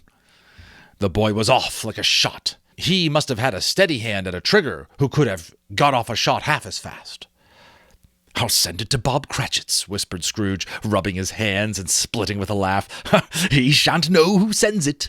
It's twice the size of Tiny Tim. Joe Miller never made such a joke as sending it to Bob's will be." The hand in which he wrote the address was not a steady one, but write it he did, somehow, and went downstairs to open the street door, ready for the coming of the poulterer's man. As he stood there, waiting his arrival, the knocker caught his eye. "I shall love it as long as I live," cried Scrooge, patting it with his hands. "I scarcely ever looked at it before. What an honest expression it has in its face. It's a wonderful knocker. Here's the turkey. Hello! Whoop! How are you? Merry Christmas!" It was a turkey. He never could have stood upon his legs, that bird. He would have snapped 'em off short in a minute, like sticks of sealing wax. "Why, it's impossible to carry that to Camden Town," said Scrooge. "You must have a cab." The chuckle with which he said this, and the chuckle with which he paid for the turkey, and the chuckle with which he paid for the cab, and the chuckle with which he recompensed the boy, were only to be exceeded by the chuckle with which he sat down breathless in his chair again, and chuckled till he cried. Shaving was not an easy task, for his hand continued to shake very much, and shaving requires attention, as I know, even when you don't dance while you're at it. But if he had cut the end of his nose off, he would have put a piece of sticking plaster over it, and been quite satisfied. He dressed himself all in his best, and at last got out into the streets. The people were by this time pouring forth, as he had seen them with the ghost of Christmas present, and walking with his hands behind him, Scrooge regarded everyone with a delighted smile. He looked so irresistibly pleasant, in a word, that 3 or 4 good-humored fellows said, "Good morning, sir. A Merry Christmas to you." And Scrooge said, often afterwards after that, of all the blithe sounds he had ever heard, those were the blithest in his ears. He had not gone far when, coming on towards him, he beheld the portly gentleman who had walked into his counting-house the day before, and said, "Scrooge and Marley's, I believe." It sent a pang across his heart to think how this old gentleman would look upon him when they met. But he knew what path lay straight before him, and he took it. "My dear sir," said Scrooge, quickening his pace, and taking the old gentleman by both his hands, "how do you do? I hope you succeeded yesterday. It was very kind of you. A Merry Christmas to you, sir." "Mr. Scrooge?" "Yes," said Scrooge. "That is my name, and I fear it may not be pleasant to you. Allow me to ask your pardon, and will you have the goodness—" Here Scrooge whispered in his ear, which is quite often, I don't know if people still do it now, but either through movies or books I've read, like, if you're going to give a sum of money in a gift or whatever, you would normally whisper it, hush, hush. It's not about the sum. You know what I mean? So he whispered in his ear probably a large amount of money. "Lord bless me," cried the gentleman, as if his breath were taken away. "My dear Mr. Scrooge, are you serious?" "If you please," said Scrooge. "Not a farthing less. A great many back payments are included in it, I assure you. Will you do me that favor?" "My dear sir," said the other, shaking hands with him, "I don't know what to say to such a munificent—" "Don't say anything, please," retorted Scrooge. "Come and see me. Will you come and see me?" "I will," cried the old gentleman, and it was clear he meant to do it. "Thank ye," said Scrooge. "I am much obliged to you. I thank you 50 times. Bless you." He went to church, and walked about the streets, and watched the people hurrying to and fro, and patted the children on the head, and questioned beggars, and looked down into the kitchens of houses, and up to the windows, and found that everything could yield him pleasure. What a powerful statement, folks. We don't have to have three spirits to visit us to realize that everything could yield us pleasure, especially at Christmas time. He had never dreamed that any walk, that anything could give him so much happiness. In the afternoon, it's the same street, right? The street has not changed. The people have not changed. What has changed? The most important thing right in here for all of us, for Scrooge and for us. In the afternoon, he turned his steps towards his nephew's house. He passed the door 12 times before he had the courage to go up and knock. But he made a dash and did it. "Is your master at home, my dear?" said Scrooge to the girl. "Nice girl, very." "Yes, sir." "Where is he, my love?" "He's in the dining room, sir, along with mistress. I'll show you upstairs, if you please." And here is Scrooge coming to dinner. We'll hear about that in a moment. "Thank ye. He knows me," said Scrooge, with his hand already on the dining room lock. "I'll go in here, my dear." He turned it gently and sidled his face in round the door. They were looking at the table, which was spread out in great array, for these young housekeepers are always nervous on such points and like to see that everything is right. "Fred," said Scrooge. Dear heart alive, how his niece by marriage started! Scrooge had forgotten, for the moment, about her sitting in the corner with the footstool, or he wouldn't have done it on any account. "Why, bless my soul!" cried Fred. "Who's that?" "It's I, your Uncle Scrooge. I have come to dinner. Will you let me in, Fred?" "Let him in? It is a mercy he didn't shake his arm off. He was at home in 5 minutes. Nothing could be heartier. His niece looked just the same. So did Topper when he came. So did the plump sister when she came. So did everyone when they came. Wonderful party, wonderful games, wonderful unanimity, wonderful happiness. But he was early at the office next morning. Oh, he was early there. If he could only be there first and catch Bob Cratchit coming late, that was the thing he had set his heart upon. And he did it. Yes, he did. The clock struck 9. No Bob. 1/4 past. No Bob. He was full 18 minutes and a half behind his time. Scrooge sat with his door wide open, that he might see him come into the tank. His hat was off before he opened the door, his comforter too. He was on his stool in a jiffy, driving away with his pen, as if he were trying to overtake 9 o'clock. "Hello," growled Scrooge in his accustomed voice, as near as he could feign it. "What do you mean by coming here at this time of day?" "I'm very sorry, sir," said Bob. "I am behind my time." "You are," repeated Scrooge. "Yes, I think you are. Step this way, sir, if you please." "It's only once a year, sir," pleaded Bob, appearing from the tank. "It shall not be repeated. I was making rather merry yesterday, sir." "Now I'll tell you what, my friend," said Scrooge. "I'm not going to stand this sort of thing any longer. And therefore," he continued, leaping from his stool and giving Bob such a dig in the waistcoat that he staggered back into the tank again, "and therefore I'm about to raise your salary." Bob trembled and got a little nearer to the ruler. He had a momentary idea of knocking Scrooge down with it, holding him and calling to the people in the court to help, and a straight waistcoat. "Ha ha ha ha ha! A Merry Christmas, Bob," said Scrooge with an earnestness that could not be mistaken as he clapped him on the back. "A merrier Christmas, Bob, my good fellow, than I have given you in many a year. I'll raise your salary, and I'll endeavor to assist your struggling family, and we shall discuss your affairs this very afternoon over a bowl of smoking bishop, Bob. Make the fires, and buy another scuttle of coal before you dot another I, Bob Cratchit."